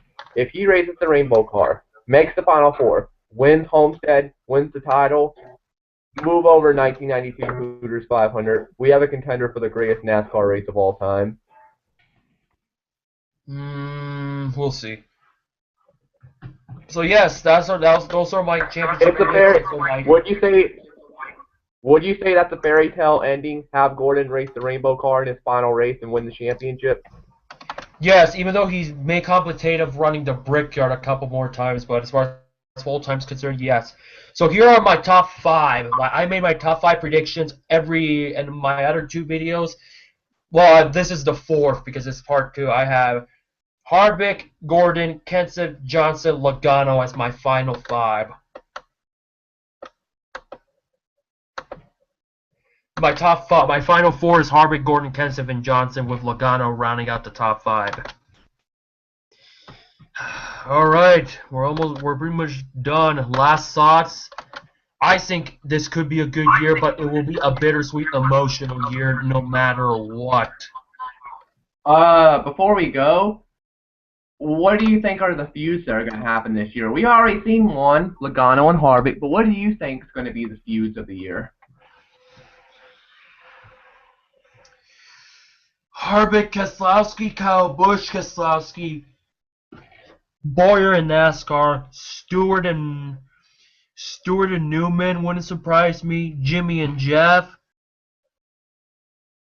Logano. It could go either way, but I really don't have much. I have to wait and find out. Jeff Gordon, Brad Keselowski. Yep. Clint Bowyer versus NASCAR, like I already said, because pretty much Bowyer finds a way to fuck up something or piss somebody off. But that's all I got. So hopefully you guys enjoyed this video. I dare Brian France to try to fire Clint Bowyer. I dare him. What? You're gonna fire one of your drivers for having an opinion about your sport?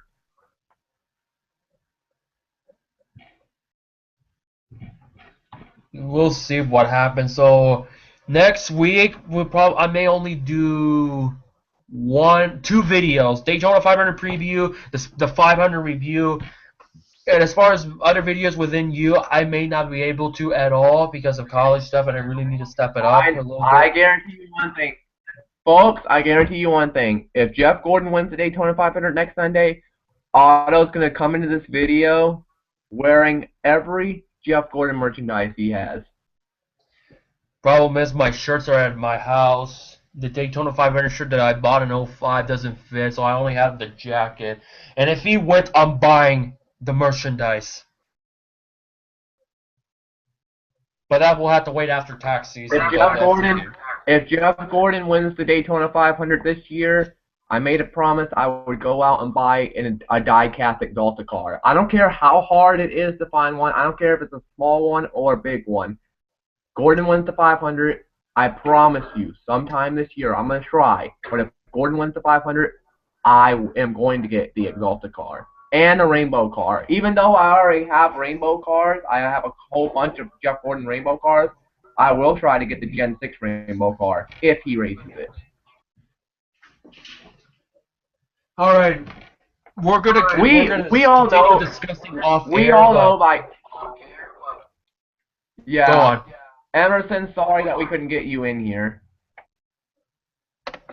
But we'll get you in the preview and the review for sure. But we're going to wrap it up here, and until we meet again, hopefully you enjoyed this preview. I know it was a long-ass preview, like, I think 5 hours of coverage. So we pretty much covered about 5 hours. Part one, about maybe counting part one, about maybe 6 hours. 5 hours. I think it's 5 hours because we're heading. Do you want to do a hangout now with Emerson, or you just want to call it a night? Hang out with Emerson because I need to eat in a moment. So until we meet again, good night, everybody. Hope 7 days until the Daytona 500. Jeff Gordon is your pole sitter. On a biased point of view, I have him winning the title, but realistically, I do believe Kevin Harvick. Fuck Keselowski. Fuck Keselowski. Fuck Brian France. Fuck this group qualifying shit. We'll meet again, everybody, and also fuck Cena.